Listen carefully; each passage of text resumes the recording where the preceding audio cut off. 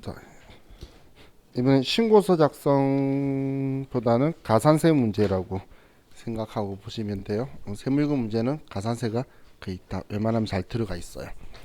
그래서 우리 가산세 문제 유형이 네 가지 타입이 있는데, 첫 번째가 정기신고서 작성을 하면서 그러면서 부가가치세법상 가산세가 나오는 형태가 있고, 두 번째가 예정신고 누락분을 확정신고에 반영하는 게 있고, 세 번째 타입이 확정신고 누락분은 수정신고하는 게 있고, 네 번째 우리가 무신고한 거를 기한 후 신고하는 타입으로 해서 네 가지 타입이 있다고 보시면 돼요. 자, 그럼 우리 세무일급 시험에서는 그냥 얘 어느 거 내겠다 뭐 그런 거 없어요. 그냥 자기 마음대로 내는데, 얘가 제일 쉬워요. 그래서 제일 안 나와요. 제일 쉽기 때문에 잘 안 나오는 거고. 근데 세무이급 하신 분들이 오해하는 게, 세무이급이 안 받잖아요. 나중에 원천징수 때도 그렇고, 그 우리 뭐 사업소득, 이자소득 이런 거 세무이급 때 안 받죠. 근데 제가 우스갯소리로 말하는 것처럼 보이지만 나중에 해보시면 걔가 쉬워서 안 나왔다라는 걸 아실 거예요. 오히려 그 연말정산이나 근로소득자 정리하는 게 더 어렵게 나올 거고, 얘도 쉬워요. 그래서 잘 안 나오고 오히려 얘 둘이가 자주 나온다고 보시면 돼요. 자, 그럼 거의 대다수 문제들이 가산세가 섞여서 나오기 때문에 가산세도 있을 거다라고 생각하시면 되는데, 뭐 가산세가 있다고 해서 뭐 크게 어렵게 생각할 필요는 없죠. 다 작성해 놓고 나서 마지막에 보면 돼요. 그래서 지금 이제 가산세를 좀 보려고 하는 건데, 자, 우리 가산세는 정기신고서 그냥 작성하는 거는 누락분이 없죠. 그런데도 우리가 그 세금계산서를 적법하게 발급 전송하지 않으면 부가가치세법상의 가산세가 부과가 될 거예요.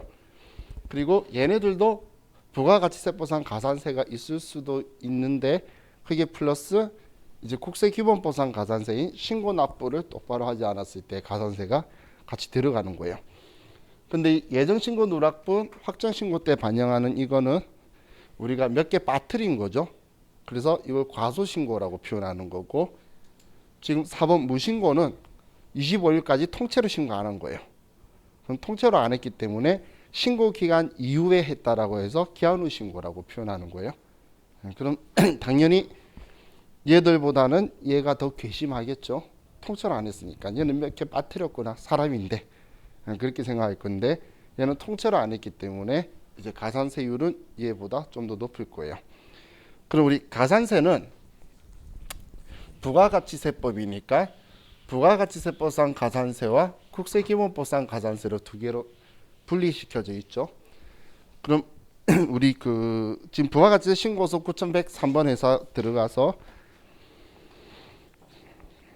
자, 그리고 4월부터 6월, 그리고 26번 클릭하면 가산세 명세가 나오죠.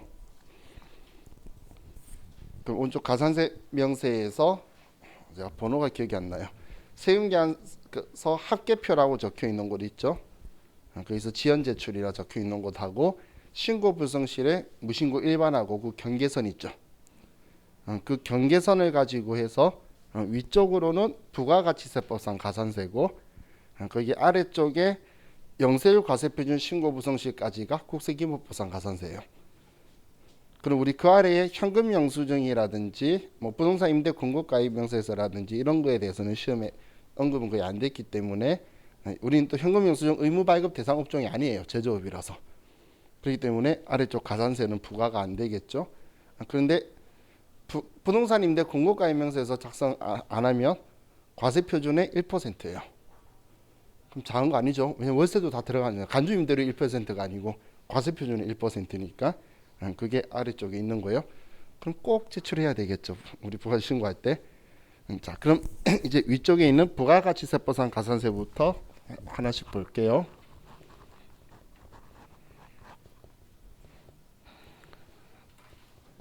이 부가가치세법상 가산세는 우리 지금 이 부가가치세법에서만 가산세를 부과하는 거고, 뭐 소득세나 법인세는 소득세법상 가산세가 있고 법인세법상의 가산세가 있어요.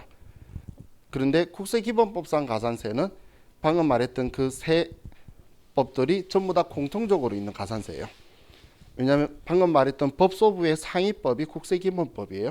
그럼 국세기본법은 너네 사업자들이 직접 그 세금을 신고하고 납부하라고 했기 때문에 그거에 대해서 제대로 이행을 안 하면 이제 불성실 가산세를 부과하는 거기 때문에, 그리고 소득세에서는 거기까지 가산세를 계산 안 하지만 법인세법에 가면 그래서 똑같은 용어로 신고불성실, 납부불성실을 또 보게 될 거예요. 그럼 이 부가가치세법에서는 이 가산세를 세금계산서 가산세라는 표현을 써요. 부가가치세법이 좋아하는 적격증빙이 세금계산서죠. 그래서 세금계산서를 적법하게 발급, 전송, 수취했냐를 가지고 세금 그 가산세를 부과하는 것이, 신용카드나 현금 영수증은 신경 안 써요. 근데 신경 안 쓰는 이유는 뭐냐면 그 결제하면 그 거래 내역은 국세청이 다 알고 있다는 거예요. 그런데 세금계산서는 지금 전자라고 하지만 전자발급 명세를 보내줘야지 정확하게 되기 때문에 아직 이 현행제도를 다 가지고 있는데, 자, 그럼 이 부가가치세법상 가산세는 가산세를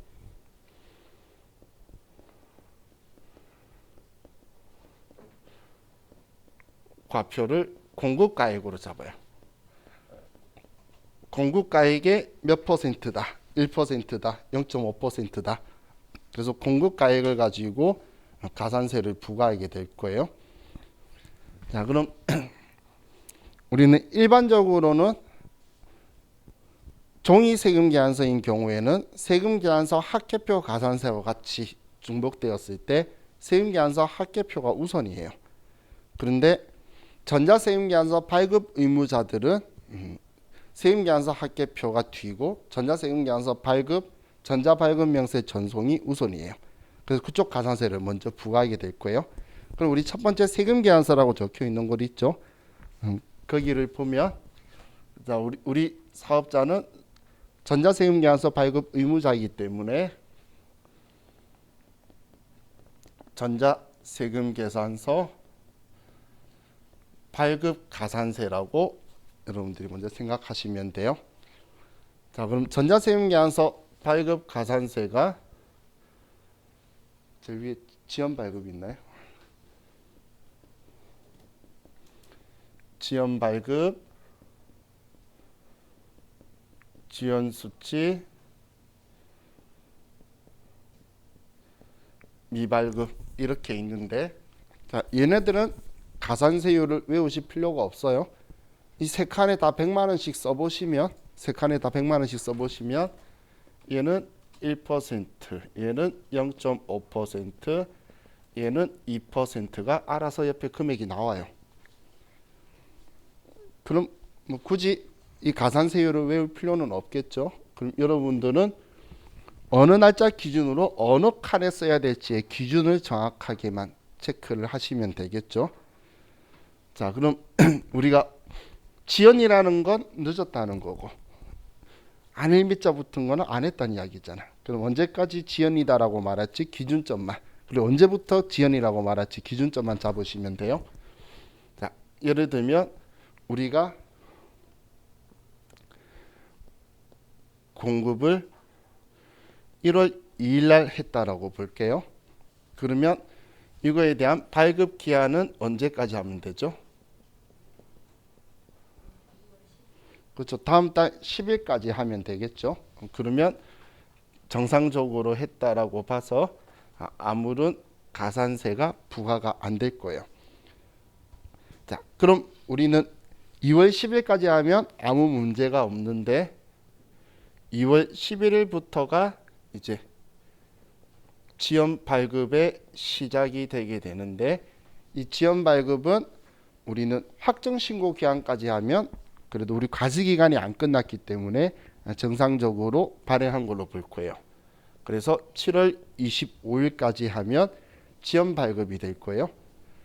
그럼 7월 26일부터 우리가 발급을 하면 미발급 가산세가 대상이 된다라고 보면 되겠죠. 자, 그럼 우리가 6월 30일 날 공급했다고 볼게요. 그럼 언제까지 발급하면 되죠? 그렇죠. 무조건 원칙은 공급 시기인 이날에 발행하는 건데 우리는 월합계 세금계산서 때문에 다음 달 10일까지 발급하는 거를 인정해 준다라는 거예요. 그럼 7월 10일까지 발급하면 정상인 거고 7월 11일부터 7월 25일까지 얘도 지금 귀속된 공급 시기가 1기죠. 그러면 1기 확정 신고 기간까지 발행을 하면 우리는 지연 발급으로 볼 거라는 거예요. 그러면 7월 26일부터는 미발급이죠. 그래서 발급한 날로부터 막 기간을 말하는 게 아니고 이번 과세 기간에 들어가 있다면 이 과세 기간에 확정 신고일까지 발행을 하면 그래도 일단 늦었다라고 인정을 해주는 거고 그 기간을 넘어가게 되면 이제 미발급이 되는 거예요. 그럼 자, 예를 들어서 뭐 8월 10일 날 했다. 그러면 얘는 9월 10일까지 하면 되겠죠. 그러면 9월 11일부터 2022년 1월 25일까지 하면 우리는 정상적으로 발행을 한 거고 지연 발급이 되는 거고 그러면 2022년 1월 26일부터가 미발급된다 이렇게 생각하시면 돼요. 그럼 기준점은 간단하죠, 그죠? 이건 절대 18년도 이 날짜는 근데 가산세율 때문에도 그런 건데 그럼 20년도 이전 거는 인터넷에서 보시면 안 돼요. 그리고 이 날짜 기준은 18년도 거 다르고 19년도 거 다르고 다 달라요. 그 앞에 것도 다르고 그래서 옛날 그 인터넷에서 옛날 거나 우리 기출문제의 옛날 거 보시면 이제 헷갈리기 시작해요. 갑자기 막 11일이라는 날짜도 나타나고 막 그럴 거예요. 옛날 그래서 이상한 날짜들을 쓰다가 정리를 하면서 계속 넘어온 거기 때문에 그래서 지금 이 기준으로 생각하시되 과거 거 보신다면 우리는 가산세율의 감면율도 있기 때문에 2020년도 거부터는 지금 현재 올해 거 바뀐 게 없어요. 가산세 관련해 가지고는. 그러면 그때 거 보셔야 되지 이전 거 보시면 큰일 나요. 자, 그럼 자, 이거 가지고 우리가 이제 지연 발급, 미발급이라고 하는데 자, 수치도 생각을 해 볼게요. 자, 우리는 세금계산서 발행한 사람이 있고 그럼 받는 사람이 있겠죠. 그럼 발행하는 사람도 다음 달 10일까지 발행해야 되지만 받는 사람도 이걸 챙겨라는 거예요. 만약에 다음 달 10일까지 발급 기한인데 발행 안 했어. 그러면 우리는 거래 사실을 과세관청에 통보를 하고 매입자가 역으로 매입자 발행 세금계산서를 발행할 수 있다라고 했죠. 그런데 그때까지 발급 안 받고 뒤늦게 가지고 오면 그러면 지연수치 가산세를 부과하겠다는 거예요. 그래서 이 지연수치 가산세는 얘는 다음 달 11일부터가 대상이에요. 공급 시기가 있는 다음 달 10일까지 받으면 문제가 없고 11일부터 대상인데 11일부터 언제까지냐면 확정신고 기한까지.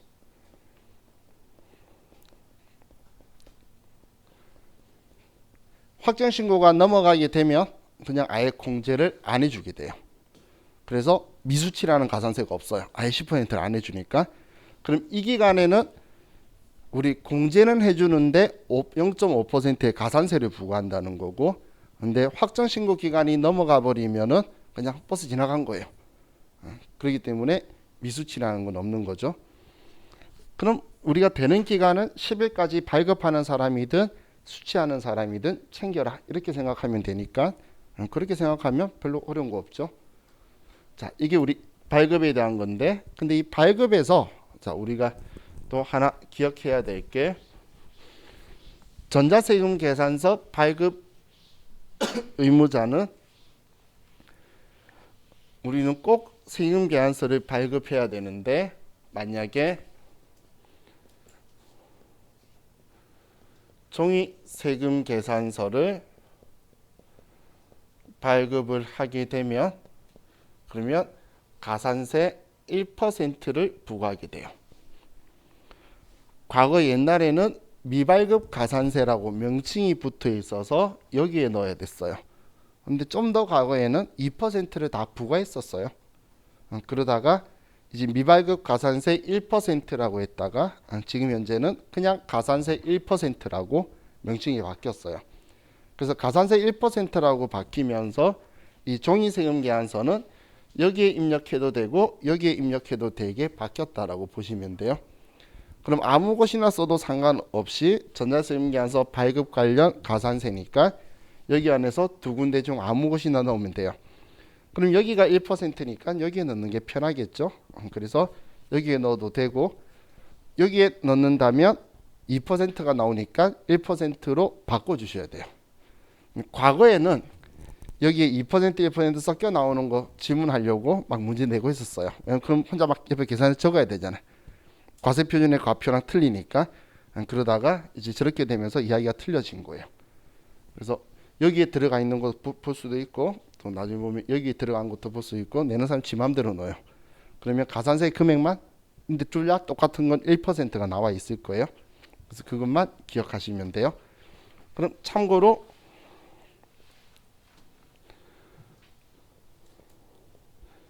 종이세금 계산서 수치 관련은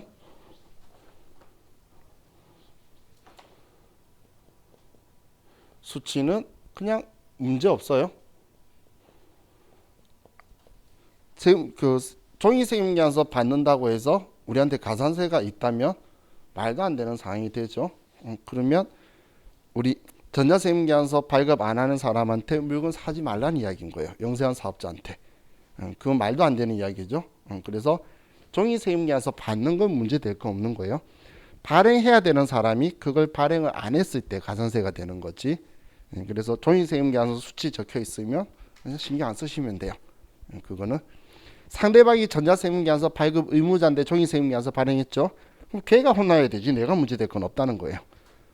그죠? 받는 사람한테 너 전자해야 되지 않아? 그거 따지라는 건 말도 안 되는 이야기죠. 그렇기 때문에 받는 사람은 신경 안 쓰셔도 돼요. 자, 그럼 이제 전자발급 관련해 가지고 전자세금 계산서 발급에 관련된 가산세가 있으면 이제 발급하고 나면 이제 전송을 해야 되겠죠. 전자발급 명세 전송가산세가 아래에 있는데,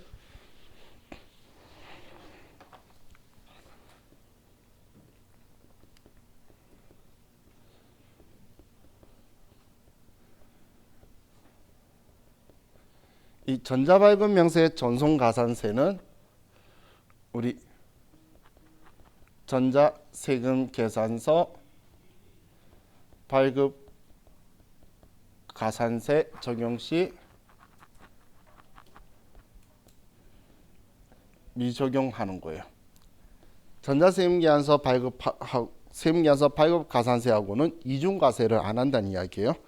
우리가 발행 안 했으면 당연히 전송도 안 했겠죠. 그러면 두 개가 다 적용이 될 거지만 그렇게 하는 게 아니고 전자세금 계산서 발급 가산세 적용만 할 거란 이야기예요. 그 이유가 얘가 훨씬 더 높으니까. 그럼 높은 가산세율을 부과하고 여기 낮은 가산세율은 부과 안 하겠다는 건데, 얘는 지원 전송이 있고 미전송이 있어요. 그럼 지원 전송은 0.3%고 얘는 0.5% 가산세를 부과할 거예요. 얘도 입력해 보시면 자동으로 나오니까 외울 필요 없어요. 그럼 이제 언제 지연이냐, 언제 미전송이냐, 이걸 기준 보면, 자, 우리 전자세금 계산서 전자발급 명세 전송은 언제까지 해야 되죠? 그렇죠. 발급이 다음 날까지죠. 11일까지 한 사람이 옛날 사람이에요. 그건 이제 옛날엔 그랬었어요. 그때는 그게 맞았는데 지금은 그런 기준이 아니고 발급하면 다음 날까지 하는 거예요. 그래서 자 우리가 예를 들면 우리가 세금 계산서 발급을 예를 들어서 1월 2일 날 했어요. 그러면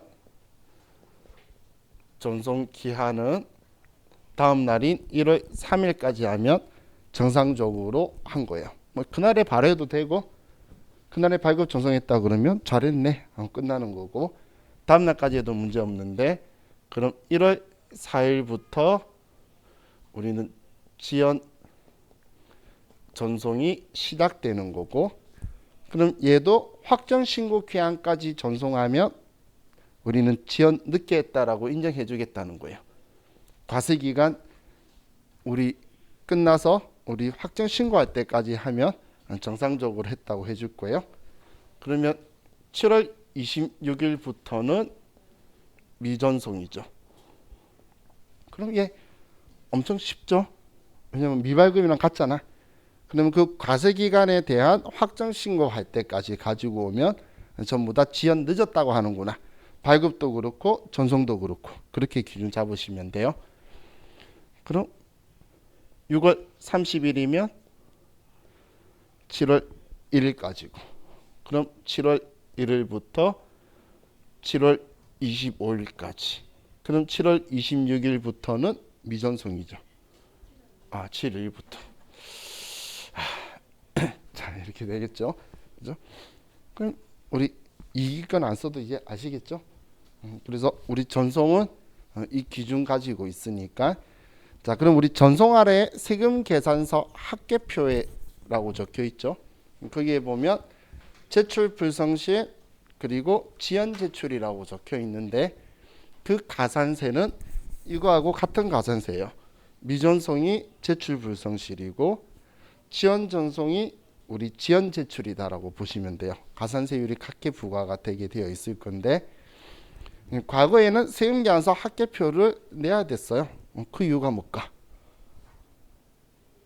내야 되는 이유가 전자세금계산서를 적법하게 발급 전송하면 세금계산서 합계표 제출의 의무가 면제되죠. 그리고 세금계산서 5년간 보존의 의무가 면제가 되는데 그걸 반대로 말하면 적법하게 발급 전송을 하지 않으면 세금계산서 합계표를 제출해야 된다는 거예요. 그러면 세금계산서 합계표 가산세에 부과되게 되는데 지금 이 세금계산서 합계표의 제출 불성시 가산세는 1개월 이내 하면 50% 감면해 주는 규정이 있어요. 그렇기 때문에 그럼 누가 여기다 집어넣겠어? 다 제출 불성시에 넣지. 그죠? 초창기에 그래서 많이 거기 집어넣었어요. 그리고 그걸 몰랐던 세무사 사무실에서는 뒤늦게 경영 청구하고 그러니까 세무서가 정리해야 될 거잖아요. 왜냐면 어떤 쪽에서는 이쪽 요령 풀고 이쪽에서는 몰라가지고 가산세 내고 있고 막 이런 상황이 되죠. 그래서 전자세금계산서 발급 의무자들은 여기에서 끝내지 세금계산서 합계표 들어오지 말래요. 그러면서 이제 세금계산서 합계표에 여러분들이 금액을 넣어본 적이 아마 세무위급 하실 때는 단 한 번도 없으실 거예요. 그러면서 이제 이 세금계산서 합계표가 저는 없어질 거라 생각했는데 없어질 수는 없더라고. 그러니까 이제 다양한 이제 종이세금계산서라든지 이런 곳에서 이제 가산세가 부과될 수 있는 다양한 경우의 수를 좀 넣긴 했는데 우리한테는 무리가 있는 게 좀 많아요. 근데 그 중에서 우리한테 가능성 있어 보이는 건 우리가 공제 받으면 안 될 걸 매입세 공제 받은 경우 있죠. 그런 경우에 우리는 매입차별 세금계산서 합계표 제출 분성시 가산세 대상이 될 수 있어요. 그러면 공급가액이 0.5%가 들어올 수 있겠죠. 대신 그거는 세금계산서 수취해가지고 신고했을 때 세금계산서 받은 경우만이지 세금계산서 아니면 얘는 가산세 부과 안 해요. 신용카드나 이런 거 가지고는 뭐라고 안 하는데 세금계산서를 이중받으면 매입차별 세금계산서 합계표 제출 분성실이다 이런 식으로 나올 수는 있겠지만 확률적으로는 거의 없다라고 보시면 돼요. 다음에 진짜 시간 남을 때 궁금하면 매입차별 세금계산서 합계표 적혀있는 가산세 쭉 읽어보면 그래서 어떤 상황이냐라는 느낌이 들 거예요. 얘들이 이제 그래도 피해갈 수 없게 이제 촘촘하게 만들어 놓는 수단으로만 써놓은 거지 우리가 적발될 확률은 거의 없다고 생각하시면 돼요. 자, 그럼 이게 부가가치세법상 가산세인데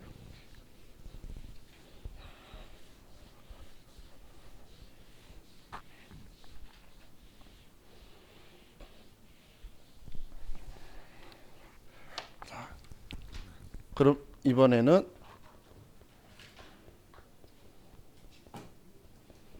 자, 국세기본법상 가산세를 볼게요. 자, 국세기본법상 가산세는 신고 납부를 정확하게 하라고 하는 거라 그랬죠. 그래서 얘를 다른 말로 하면 신고 납부 가산세라고 불러요. 신고하고 납부를 정확하게 하라고 하는 거니까.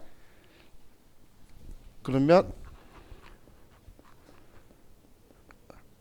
가산세 부과 과표는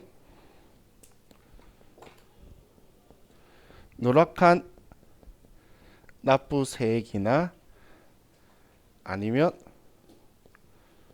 초과 환급세액이 있는 경우에 이 세액에 대해서 가산세를 부과할 거라는 거예요. 그럼 누락한 환급세액에 대해서는 가산세가 없어요. 누락한 환급세액이어서. 자, 초과 환급세액하고 누락한 환급세액 차이점 이해하실 수 있겠나요? 얘는 무슨 말이냐면 공제받으면 안 될 걸 공제받은 걸 이야기하는 거예요. 이렇게 생각하면 돼요. 자, 우리가 100만 원 납부해야 될 세금 납부를 안 하면 부가 세법이 100만 원 가지고 와라고 혼내겠죠. 근데 공제받으면 안 될 100만 원을 공제받아도 100만 원 가지고 와라고 해서 혼낼 거잖아. 그게 이거예요. 동급인 거죠. 그런데 누락한 환급세액은 내가 돌려받아야 되는 건데 내가 늦게 가지고 온 거예요. 그럼 나 혼자 스스로 이자만큼 벌 쏘고 있었던 거죠. 그렇기 때문에 이걸 가지고는 가산세를 부과 안 한다는 거예요. 근데 이건 한 건을 가지고 이야기하는 게 아니라 전체 가지고 합쳐서 누락한 이번 신고 때 온 거에 대해서 전부 다 합쳐가지고 저 이야기를 하는 거예요. 자, 그럼 이걸 가지고 가산세율을 부과하게 될 건데, 자, 첫 번째가 신고불성실 가산세가 있어요. 자, 신고불성실이라는 건 이제 신고를 똑바로 안 했다는 건데, 신고불성실은 무신고와 과소 초과 환급 가산세로 둘로 먼저 나눠지게 돼요. 우리 무신고 통째로 안 한 거냐 아니면 몇 개 빠뜨린 거냐. 그럼 지금 얘가 기한 후 신고 때 들어가는 거고, 얘가 예정 누락분 확정 신고하거나 수정 신고할 때는 여기로 오는 거예요. 그래서 세무위급 때 여기 들어갈 일 절대 없는데 들어가시는 분들 있죠, 한 번씩. 이제 우리 세무위급에는 이제 대놓고 문제에서 기한 후 신고서 작성하라고 적혀 있어요. 그때만 여기에 들어가시면 돼요. 자, 그리고 여기에서도 일반이다, 부당이다, 일반이다, 부당이다 이렇게 둘로 나눠지게 될 거예요. 자, 그럼 부당은 신경 안 써도 돼요. 왜냐하면 탄료하려고 한 거예요. 본 문제 한해서 우리 회사는 탄로하려고 했다. 말이 이상하잖아. 그렇기 때문에 얘는 나올 일이 없어요. 탄로하려다 걸렸다는 거잖아요. 그래서 얘는 둘 다 잘못했기 때문에 40%의 높은 세율을 부과하는데, 그래서 어떤 때는 문제 대놓고 우리는 부당 과소신고 아니다 뭐 이런 식으로 대놓고 적어놔요. 부당한 상황이 아니다라고. 자, 그럼 이제 일반에 대해서 자, 어느 게 잘못한 거죠? 더 많이 잘못해 보이죠? 얘가 확실히 잘못해 보이죠? 얘가 따블이에요. 그럼 우리 세무 2급 할 때 얘 10%라는 거 외우고 계셨죠? 그러면 얘는 2배인 20%라고 기억하시면 돼요. 2배인. 자, 그럼 이 신고불성실에 우리한테 문제거리는 감면이죠. 그러면 이제 무신고 일반에 대해서 부당한 감면 그런 거 없어요. 자, 여기에서 감면을 기억하셔야 되는 게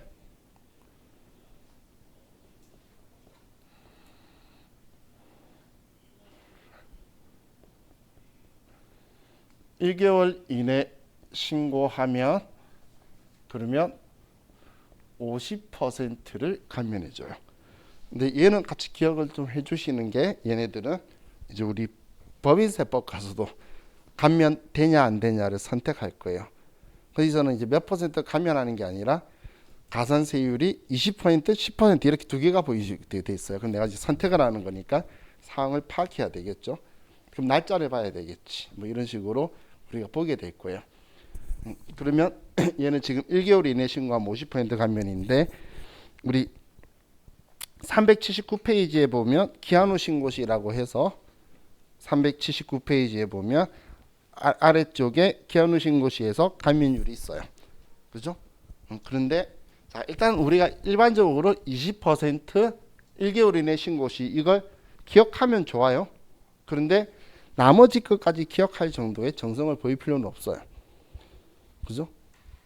왜냐하면 거기까지 만약에 물어본다면 그러면 자 우리 무신고 일반에다 커서 놓고 마우스 클릭해서 커서 놓고 자 그리고 나서 자 여러분들 그 위에 보면 작성 방법 켜기라고 있어요. 오른쪽 위에 그거 한번 클릭해 보시면 이제 나오는데 그 외 부당한 거 말고 중간점은 그 외에 적혀 있죠. 그 외에 20%라고 적혀 있죠. 그리고 그 다음에 감면율까지 적어놨죠. 시험 때 열린대요. 제가 물어봤어요. 가서 확인해 봐라고 한 사람한테 시험 때도 열리는지 봐라고 했더니 보이더래. 그러면 뭐 알고 있으면 좋은데 모르겠으면 그거 열어보면 될 거잖아. 그죠? 그러면 근데 걔 불편해요. 아래 가리잖아. 그럼 위에 작성 방법 가리기 누르면 다시 사라졌다가 필요한 칸에 들어가서 누르면 그 칸마다 그 글 문구가 다를 거니까 글귀가. 그럼 우리 과소 초과환급 일반도 얘는 감면율이 얘는 1개월 이내 신고하면 90% 감면이에요. 근데 90% 감면이라는 건 다른 말로 하면 10% 부과한다라고 볼 수가 있겠죠. 90% 감면 빼준다는 거니까 가산세를 10%만 부과한다라고 이야기가 되겠죠. 거꾸로 말했을 때에. 그리고 3개월 이내 신고를 하면 75% 감면이에요. 그럼 75% 감면한다는 거는 25%를 부과한다라고 볼 수가 있겠죠. 그죠? 그리고 6개월 이내 신고를 하면 50% 감면이에요. 이거는 얼마 부과한다고 말 안 해도 알겠죠. 그래서 위에도 그냥 그런 말 안 쓴 거예요. 그럼 얘도 똑같이 작성 방법 켜기 눌러 보시면 우리 그 외에 하면 10% 적혀 있고 아래 기간 감면율들이 적혀 있으니까 그게 생각이 안 날 때 참고해서 보시면 되겠죠. 그럼 얘네들은 우리가 계산기로 두드려 보는 습관만 좀 들여드리면은 푸는 데는 문제가 없겠죠. 직접 계산해야 되는 거예요. 무신고가 왜 제가 쉽다라고 말했냐면 얘는 지금 정기신고서를 한 번도 낸 적이 없죠. 무신고니까. 그래서 누락한 납부세액이 동그라미 다의 납부환급세액이에요. 우리 부가세 신고서에 동그라미 다의 납부환급세액이 누락한 납부세액이에요. 통째로 한 적이 없으니까. 그럼 그냥 정기신고서 작성하는 식으로 정기신고서 작성하면 걔가 가산세인데 무신고에 왔어요. 1개월 이내 거의 다 시험 다 나와요. 그러면 20%에 50% 절반이니까 공 하나 떼면 돼요. 10%니까. 그러다 보니까 얘가 가산세 계산할 때 제일 쉽다고 이야기를 많이 해요. 왜냐면 누락한 납부세액도 눈에 그냥 덩그러니 작성하고 나면 보이지. 여기다 쓰면 얘는 자동으로 나오지. 그러다 보니까 얘가 엄청 쉽게 보이게 되겠죠. 근데 이 신고 불성실 중에 여기가 다 세액이잖아. 세액이다 보니까 신고 안 했는데 안 걸리는 애들이 있는 거예요. 걔네들이 영세율. 영세율은 세액이 0원이다 보니까 안 걸리죠. 그래서 걔네들은 신고를 안 하면 과세 표준으로 가산세를 부과하겠다는 거예요. 그게 영세율 과세 표준 신고 불성실 가산세인 거예요.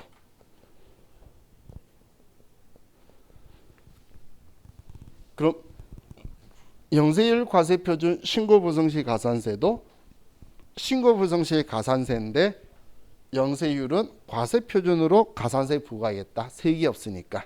그렇게 생각하시면 돼요. 그럼 부가가치세법에서 과세표준이 공급가액이죠. 그래서 얘는 공급가액의 0.5%인데 이 가산세율은 신경 쓸 필요가 없죠. 왜냐하면 여러분들이 100만 원이다라고 써보시면 자동으로 옆에 금액이 나와요. 그럼 여러분들이 꼭 기억해야 되는 게 얘를 여기까지는 줄 거니까 감면율은 얘는 신고 불성실 적용율과 동일하게 적용해야 돼요. 우리가 여기에서 50% 감면 넣었으면 얘도 50%. 지금 나오는 3개. 여기에서 75% 감면을 했으면 똑같이 여기도 75%. 그러면 3가지 여기까지는 줬잖아. 그러면 감면율만 여러분들이 적용을 해야 된다는 이야기예요. 수정신고 한 달 이내 신고했대. 그러면 90% 감면이니까 10%만 부과할 거죠. 그러면 얘도 자동으로 나온 3개 공 하나 떼고 다시 써줘야 된다는 이야기예요. 그래서 감면율 적용이 얘도 같은 신고 불성실인데 지금 3개 없기 때문에 위아래 따로 있는 거니까 감면율은 지금 위에 신고 불성실에서 적용되는 거하고 동일하게 적용해 줘야 된다라고 기억하시면 돼요. 얘만 따로 계산하는 게 아니고 그럼 위와 동일하게니까 얘는 감면율만 신경 쓰면 되겠죠. 가산세는 컴퓨터가 계산해 주니까 0.5%. 그럼 자, 여러분들이 가산세 생각하실 때 항상 부가가치세법상 가산세 따로 국세기본법상 가산세 따로 생각하셔야 되지 두 개가 같이 적용되는 건 상당히 잘못한 거고 아니면 우리는 신고는 제대로 했는데 세금계산서 발행 똑바로 못했으면 부가가치세법상 가산세가 나올 거고 만약에 세금계산서 발행 잘했고 다 했는데 신고서에 누락했으면 국세기본법상 가산세만 될 거예요. 그럼 신용카드 매출한 거를 내가 신고서에 빼먹으면 국세기본법상 가산세에서만 혼나는 거지 부가가치세법상 가산세는 혼 안 나는 거예요. 그럼 영세율 세금계산서 발행에 문제가 생겨서 신고서도 빠지면 부가가치세법상 가산세, 국세기본법상 가산세 여기까지 다 들어가는데 16 수출에 대해서 누락하게 되면 부가가치세법에서 아무 말 안 할 거예요. 그럼 여기서만 혼낼 거란 이야기예요.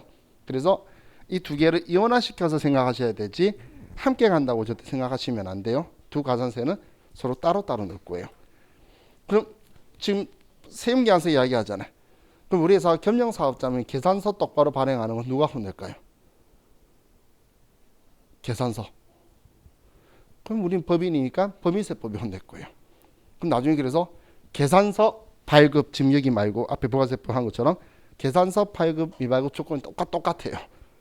그걸로 가산세 그대로 할 거예요. 그럼 세금계산서는 누가 혼내죠? 얘가 지금 혼냈잖아요. 이 앞에. 그래서 나중에 법인세 문제 가산세 명세하는데 세금계산서 발급에 대해서 적혀 있으면 부가세법이 이미 혼냈어라고 생각하고 빼야 돼요. 계산서만 법인세법에서 혼낼 거예요. 세금계산서는 이미 혼났잖아. 부가세법이 혼냈는데 또 법인세법이 내면 안 되겠죠. 근데 계산서는 우리가 혼내는 걸 이야기 안 하잖아. 세액도 없으니까 이게도 안 들어올 거잖아. 그래도 아무 말 안 하는 이유가 법인세법에서 혼낼 거예요. 법인세법은 세액 없어도 너 돈 벌었네? 이걸로 때리기 때문에 그래서 전체 수익금액 가지고 또 계산하는 게 한 개가 더 들어가 있을 거예요. 자, 그럼 지금 신고인데 이제 우리 마지막으로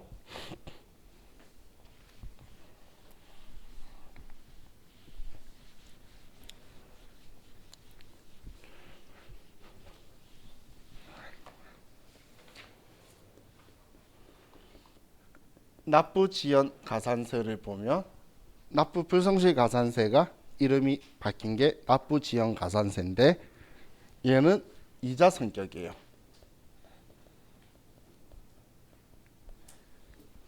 이자 성격이에요.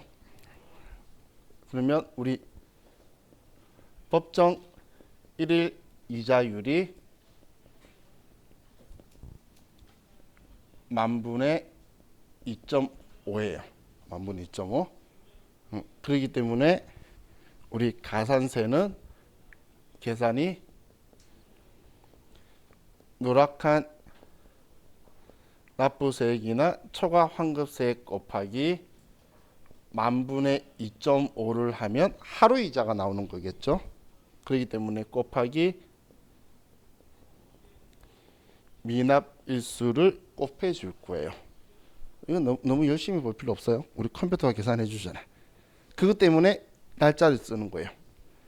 그럼 우리가 예를 들어서 4월 20일 날 예정 신고했는데 근데 그때 빠뜨린 걸 7월 25일 날 해요.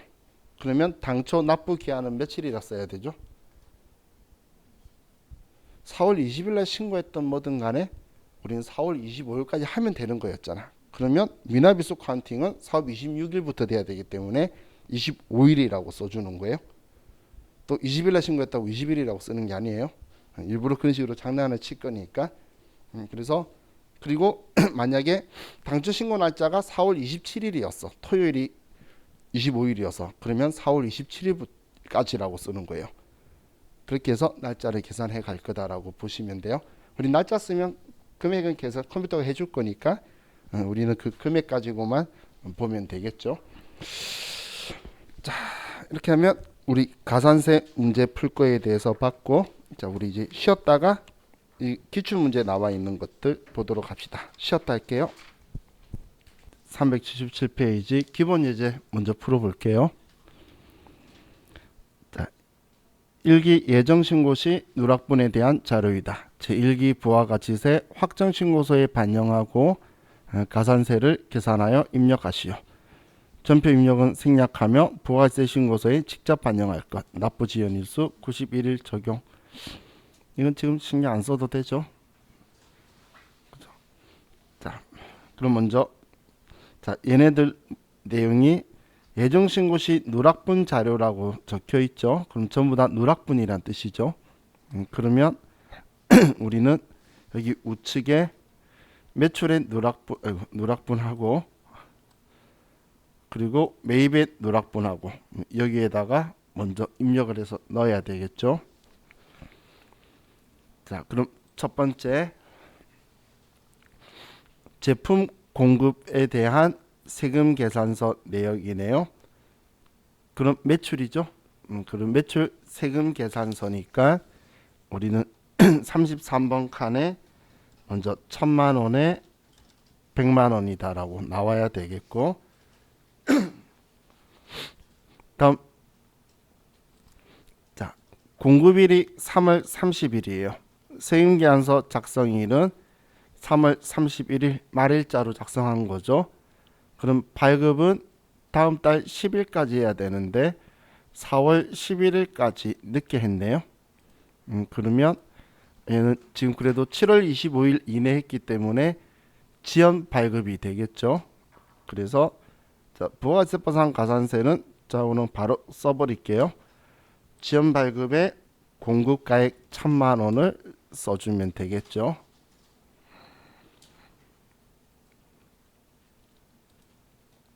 자, 다음 두 번째 차량 운반구 한 대 매각에 대한 전자세금 계산서 내역인데요.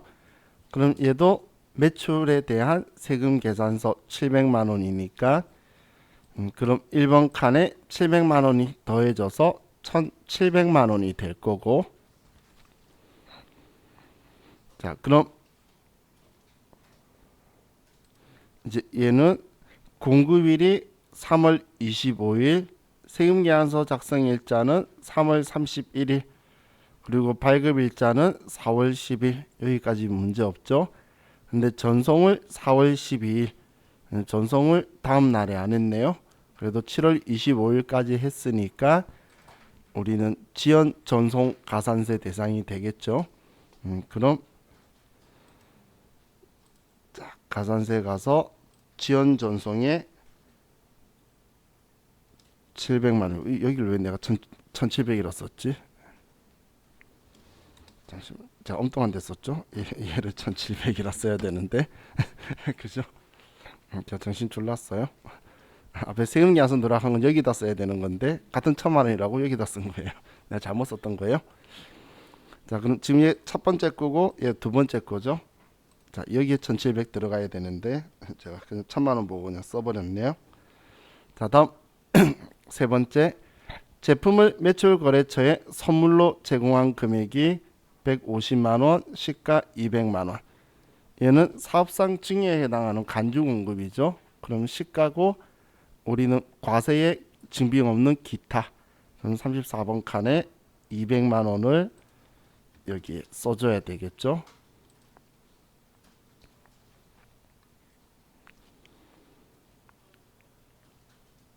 자, 다음은 제품 직수출에 대한 수출 시정 명세서 판매 원화가액이 1000만 원이에요. 그럼 직수출 누락한 거니까 영세율의 기타. 그러면 36번 칸에 1000만 원이라고 써줘야 되겠죠. 그리고 직수출 체크해 놓고 다음 5번에 원재료 매입에 대한 전자세금 계산서 내역이 있죠. 자, 그럼 매입의 세금 계산서니까 얘는 3월 30일 세금계산서 작성일자는 3월 31일 수취일이 4월 12일이니까 매입세 공제되는 거죠. 그런데 늦게 받았네요. 다음부터 10일까지 안 해서 지연수취 가산세는 대상이 되겠죠. 일단 공제는 해주는 거니까 38번 칸에 250만 원에 25만 원을 쓰고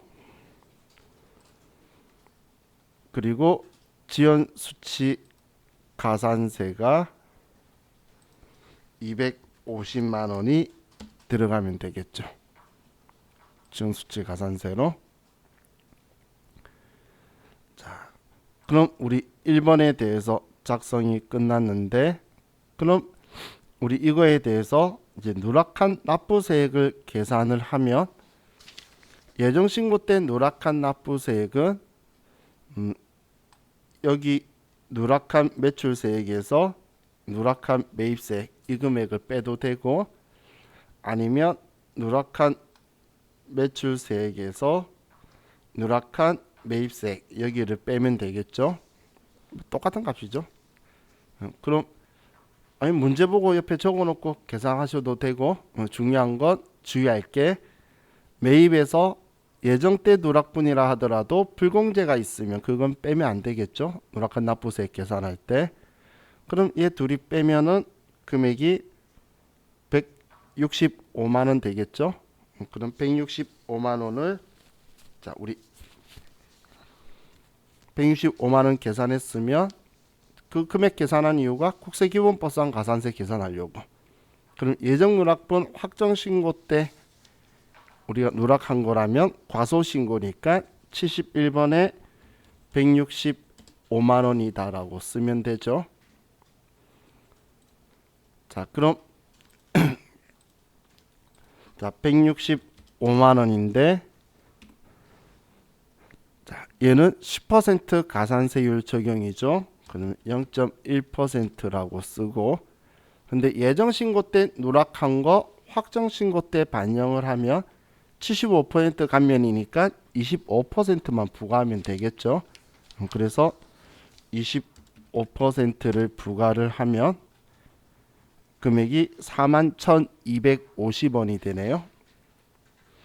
그럼 이 금액이 41,250원이다 이렇게 들어오면 되고 지금 제가 자릿수 두 자리로 해서 여기가 점이에요. 그렇게 지금 해놓은 거예요. 그럼 165만 원에 0.1 그리고 0.25 10% 그다음 25% 부과한 거예요. 자, 그럼 이 금액이 나왔죠. 자, 다음은 납부 지연에 가서 똑같이 165만 원에다가 자, 예정 신고 때 납부 기한은 지금 20년으로 써줘야 되겠죠. 20년 4월 25일인데 지금 2020년 7월 25일이라서 91일이 나오죠. 자, 그리고 확인 누르면 컴퓨터가 알아서 계산해 줄 거고. 자, 그리고 엔터 치면 영세율 과세표준 신고 불성실 들어오는데, 여기 들어왔을 때는 항상 결코 우연이 아니다라고 생각하시고 문제에서 영세율 있는지를 찾아야 돼요. 많은 분들이 빠뜨려요. 지금 문제에서 영세율 누락한 거 있죠? 수출 있잖아. 그럼 이런 애들 빠뜨리면 안 된다는 이야기예요. 그러면 1000만 원에 0.5%에서 5만 원이 나왔죠. 그러면 이 5만 원인데 방금 75% 감면 적용했잖아요. 똑같이 그럼 25%만 부과하면 12,500원 되네요. 그럼 얘도 12,500원으로 수정해주면 감면 적용한 거죠. 이렇게 하면 이제 얘는 끝났네요. 그렇죠? 자, 이렇게 하면 이제 15번의 1번은 끝났고, 자, 다음 2번 문제에서 확정신고 기간 중 전자세금 계산서 발급 매출 거래로 부가가치세 신고와 납부는 정상적으로 하였다고 가정하며 아래 자료를 참고로 가산세액만 계산하시오. 자, 부가가치 신고 납부는 정상적으로 했다라는 건 국세기본법상 가산세 신경 쓰지 말고 우리 부가가치세법상 가산세만 좀 고려해서 보란 이야기예요. 자, 그럼 지금 우리 1번 문제에서 전송일을 자 12일 적혀 있는데 얘를 26일로 바꿔주세요. 이 저자가 의도한 대로 가려 그러면 얘를 26일로 바꿔야지 저자가 의도한 대로 돼요. 과거에 11일까지일 때 기준으로 하고 있어서 26일로 바꿔서 보셔야지 원하는 대로 빈칸을 채우게 돼요. 자, 1번을 보면 공급일, 작성일, 발급일이 5월 20일이에요. 그러면 전송은 우리가 언제까지 해야 되죠? 일단 5월 21일까지 해야 되죠. 그럼 지연되려면 7월 25일까지고. 그럼 7월 26일이라고 하면 미전송 가산세 대상이 되겠죠. 그러면 우리는 미전송에다가 100만 원이다라고 써주면 되고.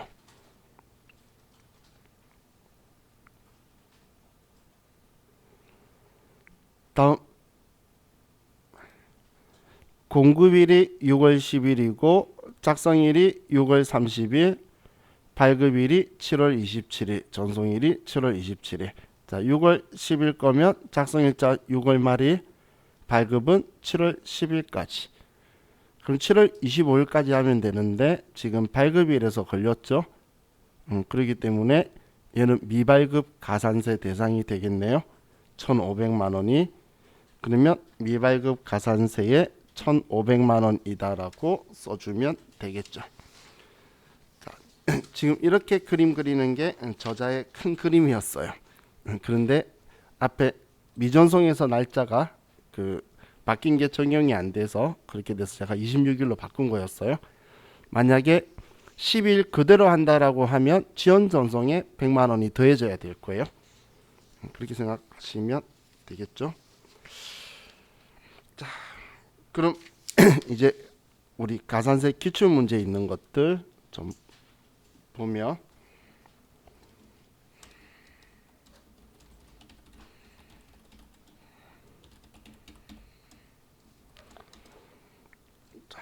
먼저 예정 신고 누락분에 대한 문제를 볼게요.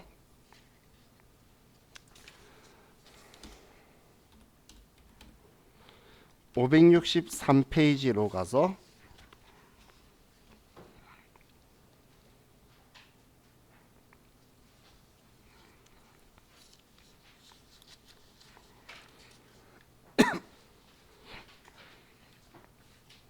자, 그리고 회사는 1174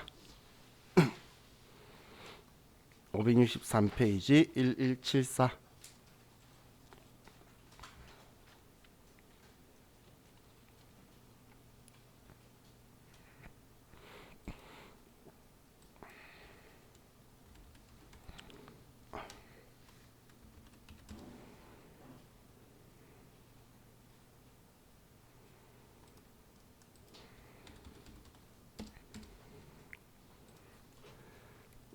1번 문제 볼게요. 당사는 2020년 1기 부가가치세 예정신고 시 다음 내용을 누락하였다. 예정신고 누락분을 매입 매출 전표에 입력하고 분계 생략, 부가가치세 1기 확정신고서를 작성하시오. 자, 지금 다음 내용 누락하였다니까 두 개 다 누락했다는 이야기죠.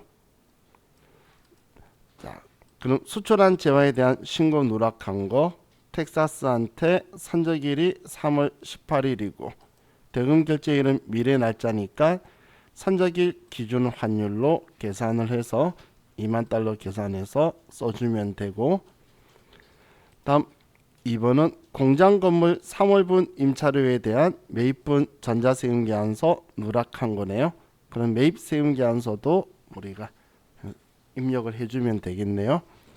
자, 그럼 먼저 매입매출 전표로 가서 첫 번째 선적일이 3월 18일 날 직수출이니까 16 수출이고, 우리는 달러당 1,100원인데 2만 달러면 2,200만 원이고, 거래처는 텍사스고, 영세일 구분은 1번 직접 수출, 분계는 생략.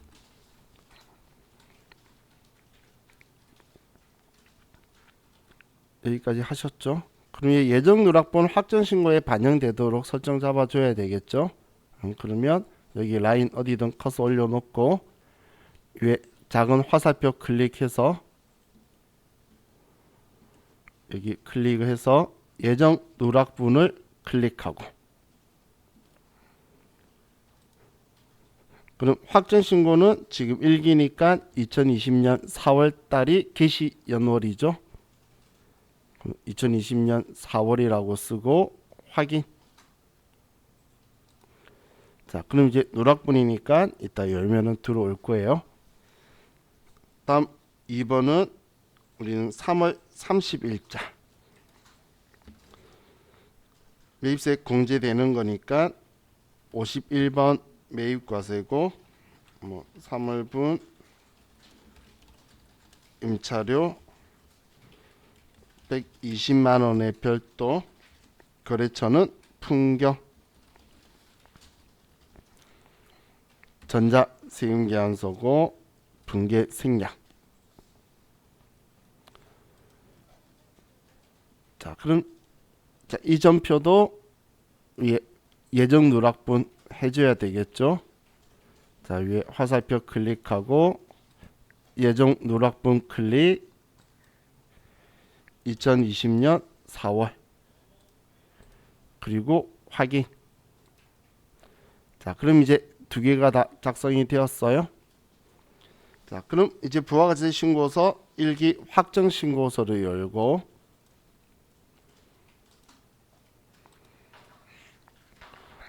(4월부터) (6월을) 하면 자, 방금 두 개 입력했던 게 들어와 있죠.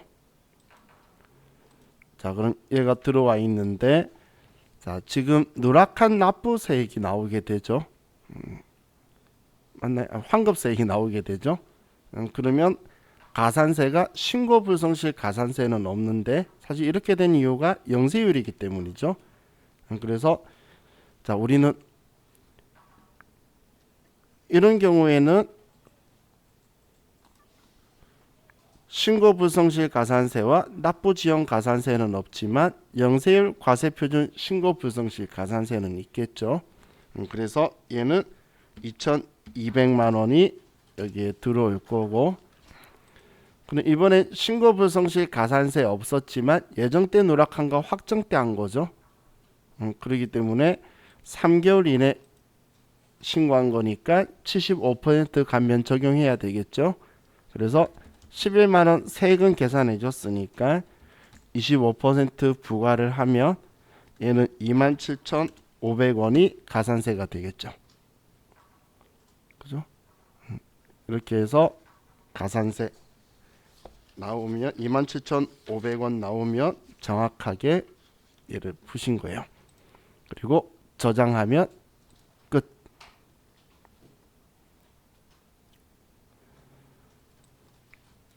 자, 다음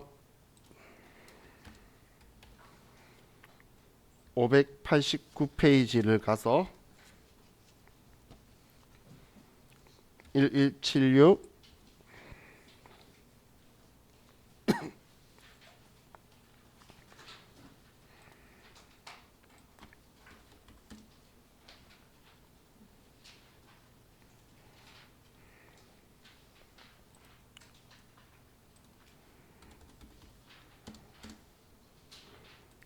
589페이지 1176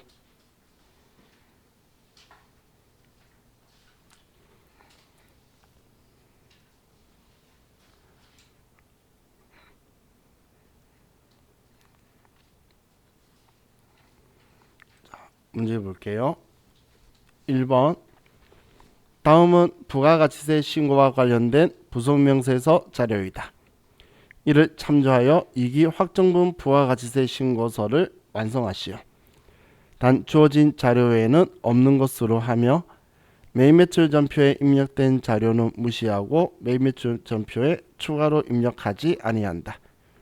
미납일수는 92일로 가정하고 과세표준 명세서 작성은 생략할 것. 자, 이번엔 2기 확정 부가가치 신고서를 그냥 뭐 들어와 있으면 다 치우고 이 내용만 있도록 만들라 그 이야기죠. 그죠? 자, 그럼 먼저 부가가치세 신고서 10월부터 12월로 가고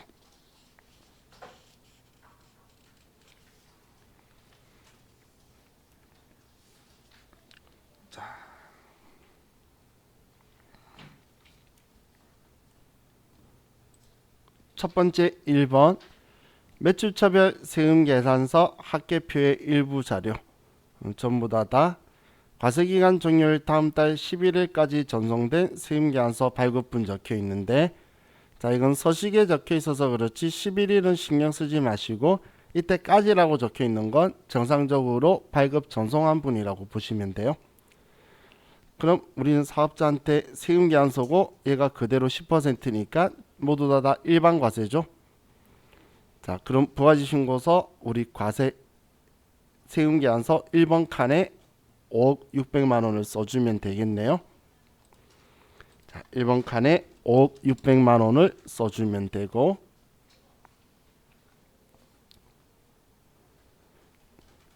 자, 다음 두 번째 매입차별 세금계산서 합계표의 일부 자료다.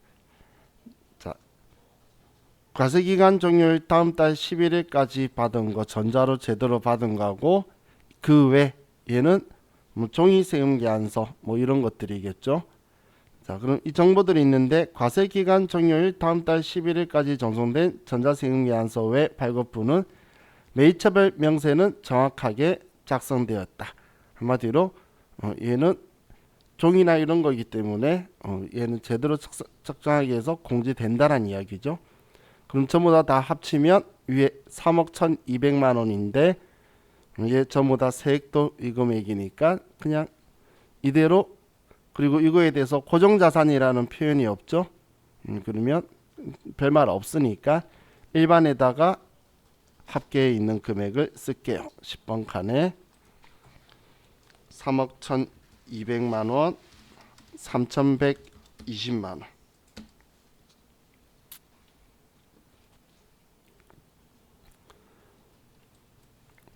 자, 다음 3번에 공제받지 못할 매입세 명세서 자료가 있는데 자, 여기에 뭐 접대 면세 내용에서 470만 원에 47만 원이죠.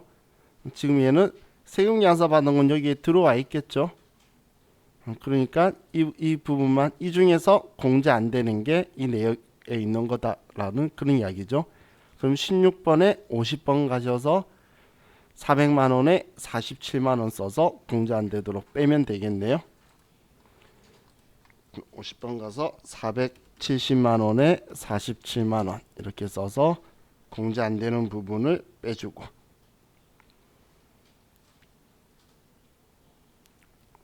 자 다음 이제 신용카드 매출 전표 등 발행금액 집계표의 일부 자료 봤더니 3,300만 원이 있고 550만 원이 있네요. 그럼 지금 여기에서 세금계산서 교부된 거는 여기 1번에 들어와 있겠죠. 세금계산서 교부된 거는.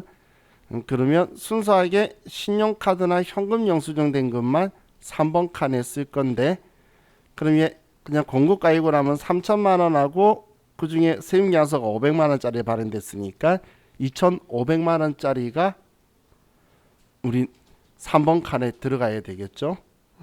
그러면 3번 칸에 2,500 쓰면 옆에 부가가치세가 나올 거고.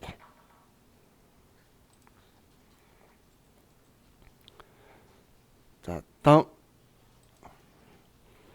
5번 예정신고 시 신고 누락한 매출과 매입자료, 예정 때 누락한 거네요. 위 세금계산서 합계표 내용에 포함되어 있지 아니하며 부당과소 과산세 대상은 아님. 그럼 매출에 1,000만 원이 과세분 세금계산서 발급 전송한 뭐 문제 없다는 느낌 같죠. 자, 그리고 매입도 원재료 매입했는데 500만 원 과세분 세금계산서 수취함. 특별한 문제 없으니까 누락한 쪽에다가 매출 세금계산서하고 매입 세금계산서 받은 걸로 해서 33번 칸에 1,000만 원, 38번 칸에 500만 원에 50만 원 이렇게 써주면 일단 책에 있는 정보는 전부 다 입력이 끝났죠. 자, 그럼 이제 누락한 납부세액 봐야겠네요. 100만 원이고 50만 원이니까 50만 원 더 납부해야 되겠죠. 누락한 것에 대해서. 그럼 이 50만 원을 과소 초과 환급 일반에 50만 원을 썼고, 자, 그럼 얘는 먼저 50만 원의 가산세율이 10%고, 그리고 이번에도 예정 신고 때 누락한 거 확정 때 신고 때 하는 거니까 3개월 이내 한 거죠. 예정 때 확정 기간이 3개월밖에 차이 안 나잖아요. 그래서 25%만 부과하면 되겠죠. 75% 감면이니까. 그러면 12,500원이 되는 거고.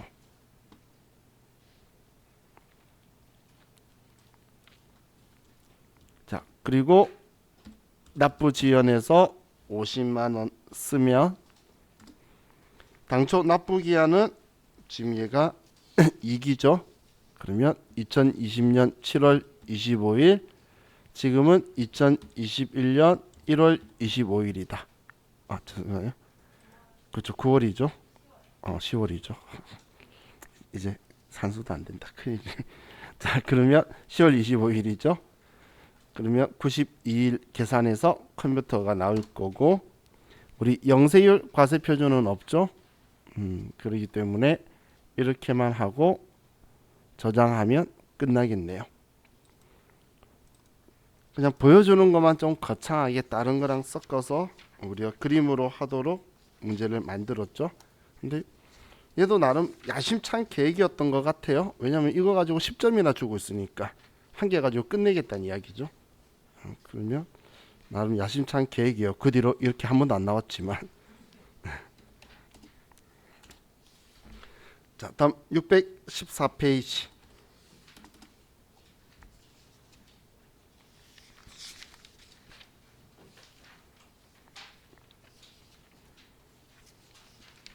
회사는 1178.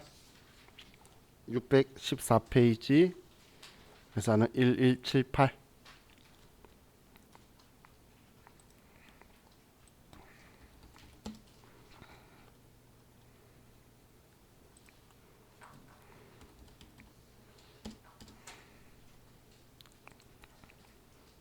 자, 1번.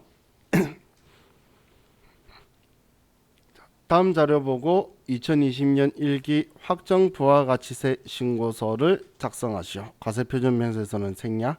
단 제시된 자료의 거래는 없는 것으로 가정하며 다른 부속서류 작성은 생략한다. 자, 이번에도 뭐 누락분이다라는 말이 있는 건 아니에요. 그럼 정기신고서 쪽을 쓰면서 누락분 언급하는 것만 쓰는 거죠. 자, 그럼 먼저 일기 확정 신고 기간으로 부가가치세 신고서 열고,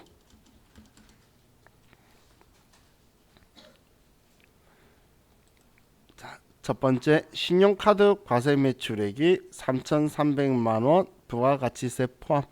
그러면 우리는 과세의 신용카드 현금 영수증 3번 칸에 3천만 원을 써주면 되겠죠. 자, 다음 세금계산서 발행 매출액이 1억이 있네요. 그러면 우리는 과세의 세금계산서 1번 칸에 1억 원의 별도. 자, 다음 예정신고 매출 신용카드 누락분 1억 1,100만 원 부가가치세 포함. 그러면 예정 때 누락한 거니까 우리는 예정 누락에 과세에 기타로 가야 되겠죠. 카드라서. 그리고 1,000만 원이라고 써주면 되겠네요.